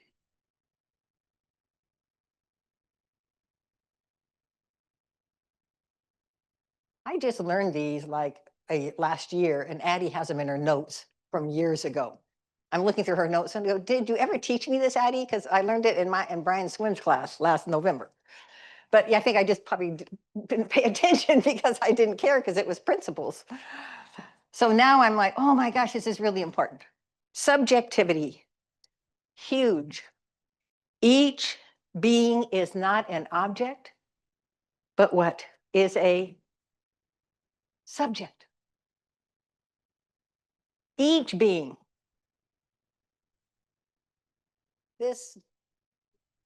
Everything, because even this, even though it's plastic and whatever, it's still made from elements of the universe. So everything is subject, not object. Don't you think we think of quite a few things as an object? And even some, we may even think that of other people, but certainly other things, or even an animal. Each being has an inner quality that gives direction to its life. So my biggest lesson on subjectivity that Addie taught me, and maybe you've heard this in more recent years from her too, of not using the word the or an. Do you remember? Did she ever speak of that? Oh, was that easy to do, to not use the word the? No. So for people that aren't familiar, like if I see if I see a heron fly, I say, hey, Addie, did you see the heron? Oh my gosh, it just went over. Did you see it? How would I say that differently? Addie, did you see heron? Not the heron. And Addie say to me, well, you don't say the Tricia, do you? Oh, I just had lunch with the Tricia. I'm like, I mean, that really brought it home. Like, no, of course not. I know even Earth, like we say the Earth all the time. Why would I say that? I'd say Earth. We're gonna do a prayers based on Earth, not the Earth, right? To move it from object to subject, because we're all subject. We're all creations of the universe, equal. We're all equal. So I'm going to just put the crossed out, or maybe or an. This is really the biggie, the. And a little tip, I'm just giving you a little advance warning here. Your homework for overnight is to experiment with not using the when you're speaking to somebody. It's not easy, and it's wonderful though. Did anyone have an experience of doing it and having a different feeling? You did?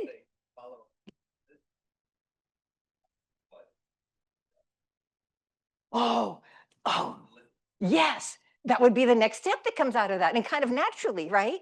Because you haven't called it an object outside of you, it kind of like, you've said ocean. So right array is relationship, which is the goal here, to realize how we are all related. So the has got to go. And it's hard. Yeah. Several years ago, when I went to Ukraine, I was referring it to as the Ukraine. Everybody was referring it to as the Ukraine. And finally, somebody told me, you don't refer to Ukraine as the Ukraine, it's Ukraine. Wow. Which makes it a country. Otherwise, is it part of Soviet Union or whatever? Just It's separate. Thank you. Yeah, it's amazing. It'll be fun if you have a chance this evening to put that into action, then share it tomorrow. But it took me some doing with, Addie is on me pretty tight, but maybe 6 months or a year or something. because I really worked on it. I loved what it means. It drew me into relationship, and then the communion, which is the third one. I found it to be much easier to start with significant. Oh yeah, start with significant. Eliminate the word "the" from my vocabulary. Like that was too much. But like to start with ocean, Yes. or shrub or tree, or like one or two words. Yes. Big words or something significant. Something And significant. then focus on that really, and then it was easy to expand everything. That's a really great idea. Like I said heron, not because Addie loves heron. We have herons that fly right over our front yard almost every day, one or two. The herons are flying in our neighborhood often. So that's why because it's something frequent and I really am happy about, that's why I started with heron. Yeah, that makes really good sense. There's ocean. So yeah, so to choose, that's a great idea. Choose something that's what you say often or means a lot to you, and take out the and see. Yeah, awesome. Oh, that's great. Yes. Oh, thank you. Yes. I don't know who. In the chat. We've talked about this in Earth Jubilee Committee and how hard it is to make the switch. We're working on it. Yes. Thank you. Yeah. But is it worth working at? Would you say what's your experience of working on it? Is that Veronica?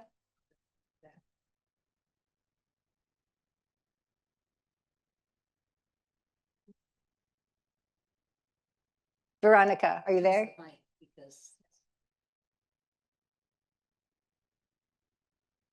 I am here, but I didn't say anything. Oh, I wasn't sure who typed in the chat. Sorry. It's from Roseanne, I think. Oh. Have you noticed anything in the trying of doing it other than it's difficult? Maybe not yet. Maybe it's too soon. Yeah, we've been working on it, and I've been working on it with my family as well. And it makes a huge difference, and it takes time, and we have to give ourselves grace. Yes, exactly. Yeah, thank you. Yep. Yep.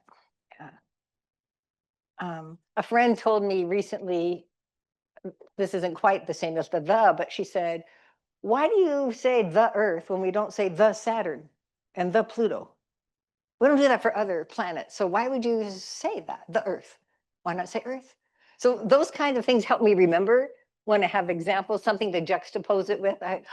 Oh yeah, so then that was easier to take the out of that one. So aware that it's a principle of the universe, that everything, Thomas Berry says, universe is a communion of subjects, not a collection of objects. That's another one of those one-liners to keep that I'll put in the notes down the road. And I love the word communion, right? That means a lot to us, communion. So to know it in like a broader way is, to me, feeds my soul. Universe is a communion of subjects, not a collection of objects. So on to communion then is the third one. Principle. And of course, it's about interrelatedness, right? Interdependence, mutuality, and internal relatedness, complementarity, interconnectivity, all these great words. And then it's about love. Comes down to love. The greatest commandment ever, to love. It's about being allured by beauty. Yeah, but we are only once in this instant. Then we are different. Now we know that biologically, right? Like every 7 years we change our skin, and there are certain things we know from science about our bodies. But literally, every second, like Eckhart Tolle's Power of Now, I mean, every moment is new. We're new every moment as we interact and ponder, and that's evolution, really. Someone said the other night on that book launch for Jennifer Morgan's new edition, remember the two school sisters from Notre Dame, they mentioned how hard it is to use the evolution, I call it the E word, the evolution in the Midwest, right? Like it's hard to talk about evolution because it gets edgy. Yeah, yes, yeah.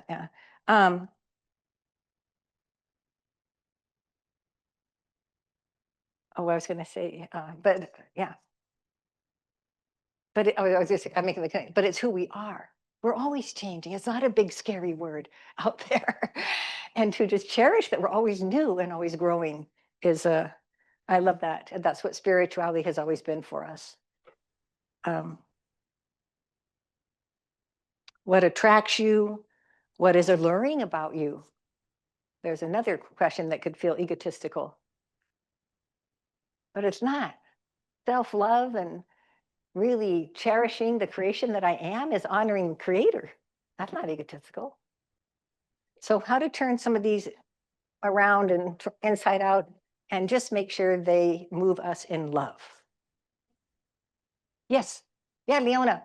Could you speak to not using the word and? Oh, yeah. I don't know. I don't know if I work more on the. Do you think of an and, a or a, but earth? I mean, anytime, just to kind of notice it, if you're about to say it, just kind of think in my mind, well, is it object or subject? And if I take out the a or the and, can I just say, I wouldn't say, and the best way for marker for me, always look over there, hello, is Tricia, and Tricia, the Tricia. If I wouldn't do it about myself or a friend, then I wouldn't do it about anything, because we're all related, rock and moon and sun. And so that's my best on that. I think we practice with it a little. We'll check in tomorrow and the next day. And I will too, because I haven't thought so much on that one, but I just think it would apply. Seems like it would. But the bottom line that we're not a collection of objects, we're a communion of subjects. Pretty awesome. Any other comments or questions on that? For now, how are we doing? Oh, pretty good. So I saw something else in Addie's notes that's in terms of language, which we could do a whole day on vocabulary, lexicon, how to change our words. But this one said that I did not come into this world, I grew out of it. I mean, right there, it's not like it's major, right? It's not life changing, I suppose, but whoa, like that's a whole different window into coming into the world. It's not bad, but grew out of it. So creation, especially creation, carries so much connotation with religion. And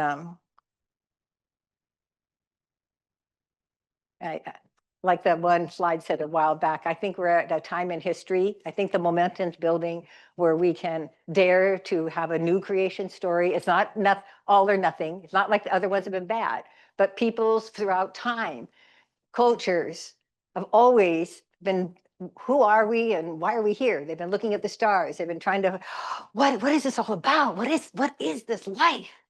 And they tell the story about it. And our story is now, well, oh, did I? See?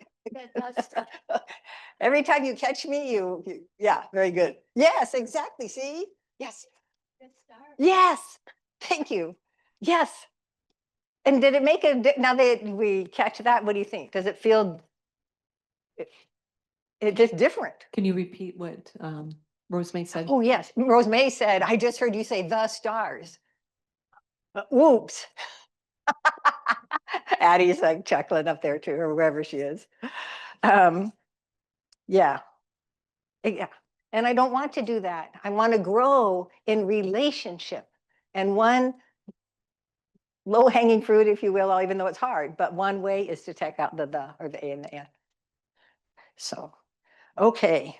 So we're going to do something, and we have 15 minutes.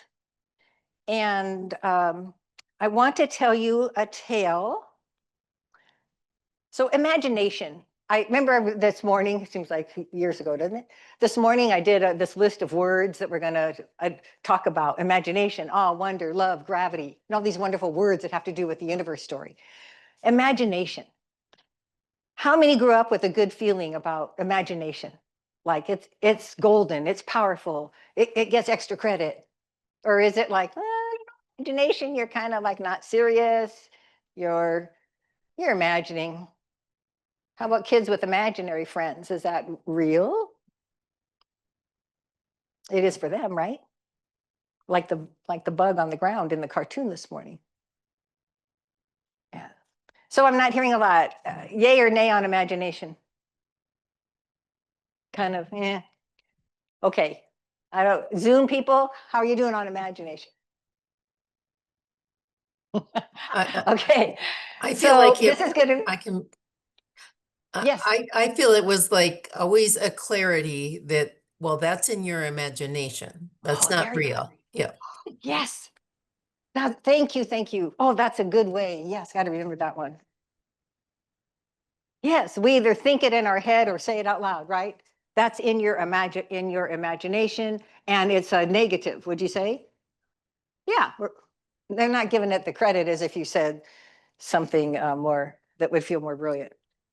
Imagination is just crucial, and it's a part of our evolution. We wouldn't be here if everything from, we'll have some of the panels in here, but if the hydrogen globs and the bacteria and all of that, if they were darn creative to just dare to leap and do what they even don't have a clue what it is, they can't even imagine it hardly, but being daring to be creative. Wouldn't you say imagination and creativity go together? And is creativity a negative? Yeah, and I mean, it could be, right? It's not really held up in society. So socially, I think sometimes if you're too creative, then that's frowned upon socially, Yes, right? yes. And in some environments, it's really fostered. So it's very diverse. Yes, and whenever I read of someone committing suicide that's very creative, once I learned, no wonder they don't fit in a boxed in society that has dogma and set rules of we all have to be alike. This is what it is to be American. This is what it is. And you don't get to have their personhood. Then that is life. When you first asked the question, my immediate response was, where do you think the Bible came from? Like, I was like, that's imagination. Like, that's creativity. It's creativity.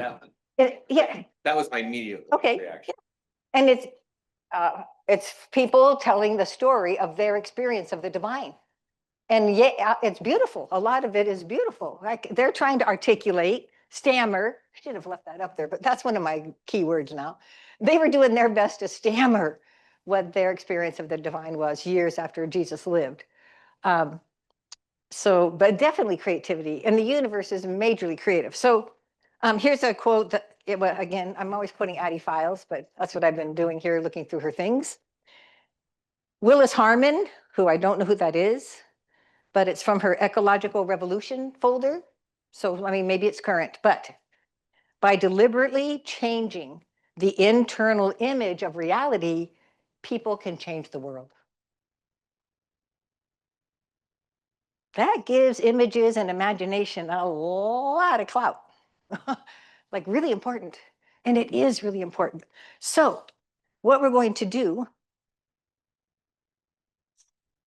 there's something called imaginal cells. I'm going to tell you a tale and invite you, this is real. Have you ever heard of imaginal cells, anybody? No, imaginal. So, IMAGINAL.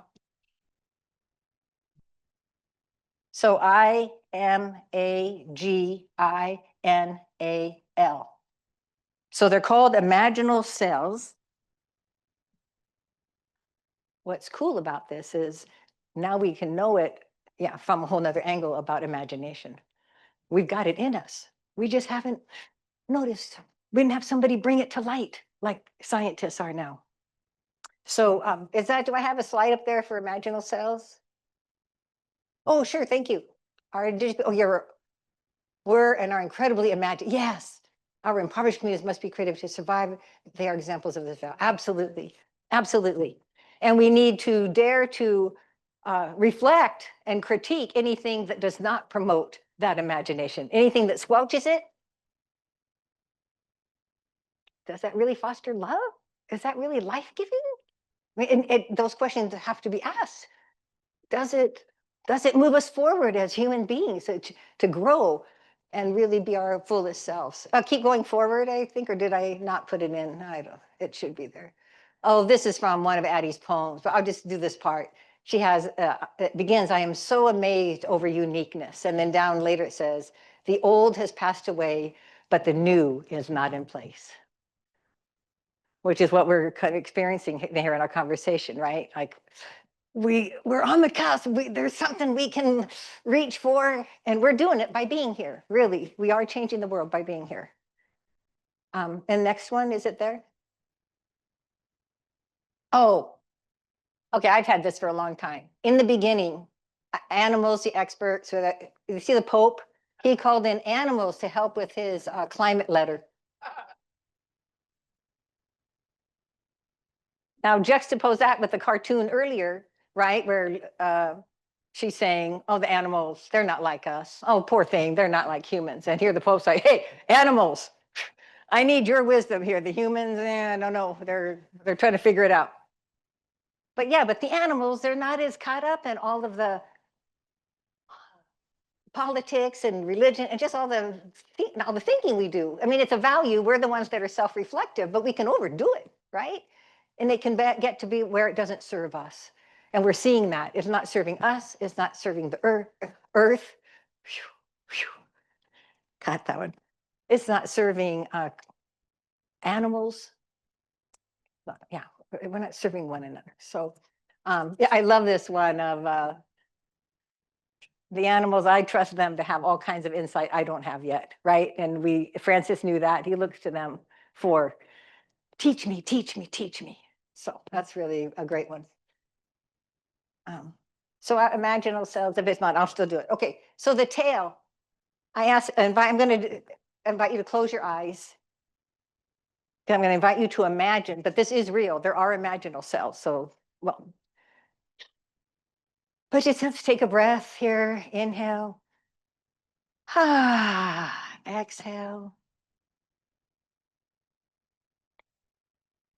So let's consider the tail of another world that is in transition, and they're called imaginal cells. So imagine you are a single cell among millions that comprise a growing caterpillar.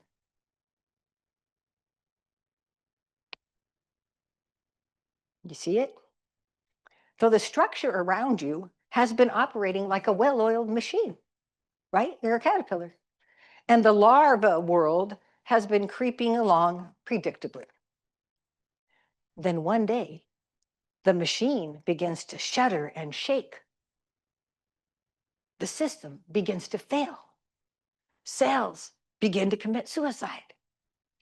There's a sense of darkness and impending doom.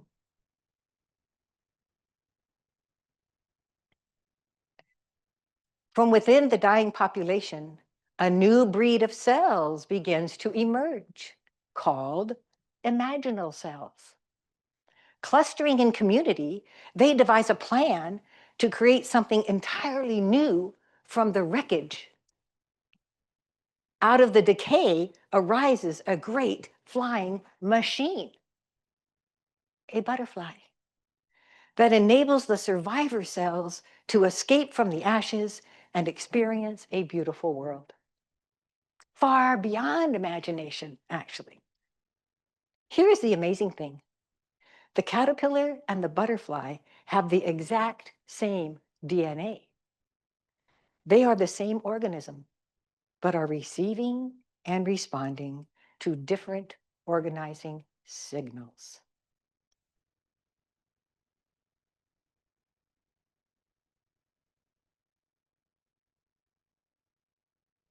To better understand the opportunity hidden in today's crisis in church and state, this is where we are today. When we read the newspaper and watch the evening news, we see the media reporting a decaying caterpillar world. I think we probably all agree. And yet, everywhere, you and other human imaginal cells around the world are awaking to a new possibility. We are clustering, communicating, and tuning into a new, coherent signal of love.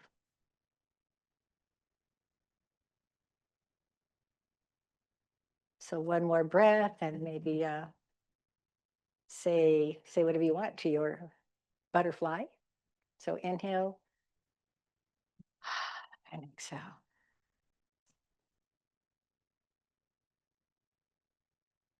Remember the hope that was spoken of in the link with Teilhard de Chardin earlier? Does that give you hope? We are it. We have that.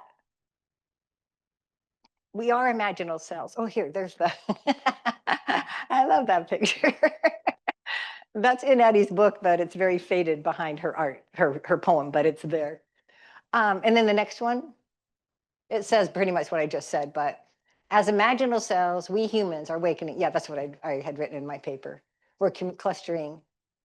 So we're here, that was Bruce Lipton, PhD. We're clustering and people all around the world. What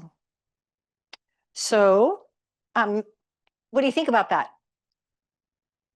Any comments from being with your caterpillar into butterfly? Yes. Could you fix your speaker? Oh, is it? Oh, sorry. Yes. Yeah, thank you. I should put on my shirt, I think. Because that's flipping back. Or I'll go like this. Thank you. I didn't think of that. Yeah. I remember years ago, 20, 30 years ago, what ages when maybe I was reading a book about a caterpillar. And the whole idea of, does a caterpillar know when it goes and it's going to morph into a butterfly? Like we assume it, we know it, we've seen it, scientists, and we know, oh, this is what happens. Yeah, I'm going to watch it. It's really cool. But what does the caterpillar know? Look at the guts it takes for every caterpillar to enter into that darkness. They might know genetically now from generations of their ancestors doing this, but still, isn't it an amazing thing that that's an incredible journey to make, and we're making that journey.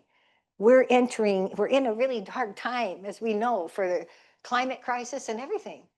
And we have possibilities here of understanding ourselves anew and create a new humanity and a new earth. And there's a great book on that, right? New Earth yeah. So a couple of things, just to say that I want to invite into the circle mindfully Carolyn Law, who's with us because years ago she sent us a page for one of our community assemblies on the imaginal cell and telling the story of the like biological soup, how the caterpillar dissolves into soup, and out of that the imaginal cells recreate. So just the returning and churning. And I think beautiful. Leona has something. Yes, Leona. Thank you, Michelle. Oh, in Qigong sessions, the password is I am in universe, universe is in me. We are in universe together. Yes.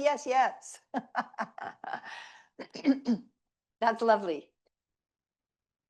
Yes, thank you. That's a good one. We could say that tomorrow. I am in universe, universe is in me. We are in universe together. We are universe. Yeah, beautiful. Okay. I'd like to conclude with a song, if that's okay. And we'll do, I'm going to play on my phone here. And we're going to do some simple hand movements to it. Because I can't help myself. Because it's fun to do some body embodiment, right? We're not just in our heads, we're in our whole physicality. And you're going to recognize the song, but not the singers. Okay. So I purposely chose these children rather than John Lennon, as much as I like John Lennon, but I love to hear children's voices. That gives me hope, and it also calls me forth. When I hear children singing of a better day, I'm like, that's not going to happen if I don't do something about it. I can't leave something bad. Got to leave the best I can to the kids. So I really love hearing children's voices. So the hand movements are very simple. I'll show you, but you can also follow me because it'll repeat. We're just going to go up one, very slow, no biggie, and up with the other hand and down. Because it's Imagine. The song is called Imagine. And then we're just going to sweep up and down. And there's no right or wrong. You can do what you want. And then when we're dreamers. So it's just very simple, okay? Follow along. It's really the message. And let's really, to lift up the imaginal selves that we are, the imagination that is within each of us, and definitely the imagination of these kids.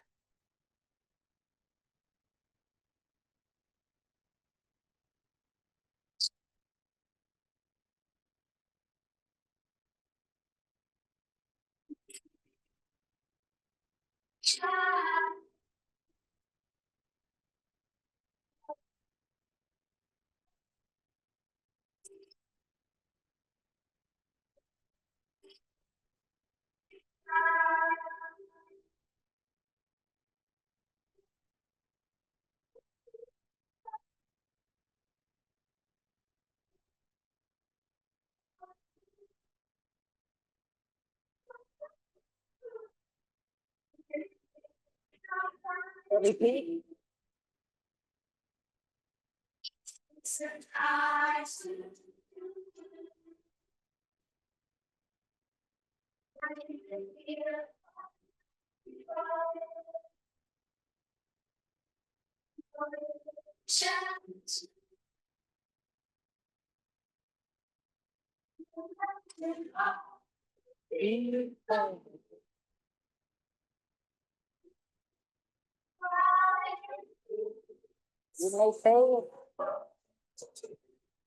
You may say it. But I'm not the only one, right?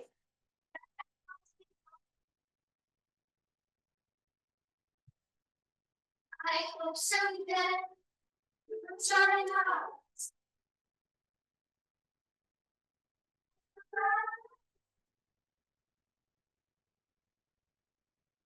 Imagine. No possessions.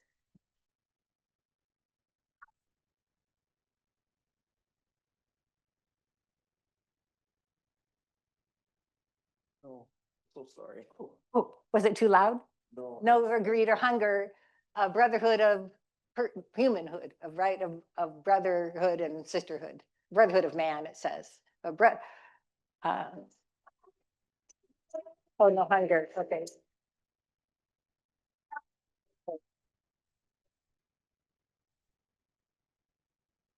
Imagine all the food.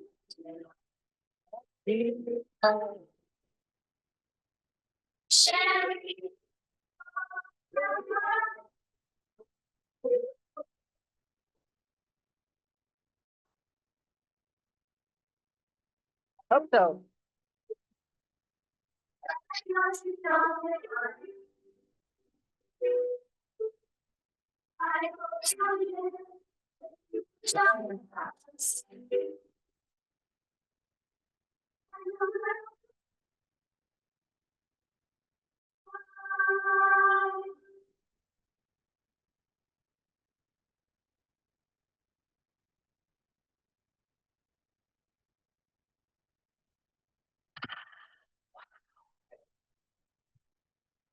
An hour and 15 goes pretty quick, and these are really big topics. But it's amazing. Thank you for being in this journey together today.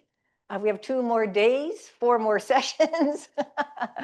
So have a good evening. If you think of it, might catch yourself on or someone else, share with somebody. Maybe even if you hear them say something, you might say, oh, I just learned something about that today.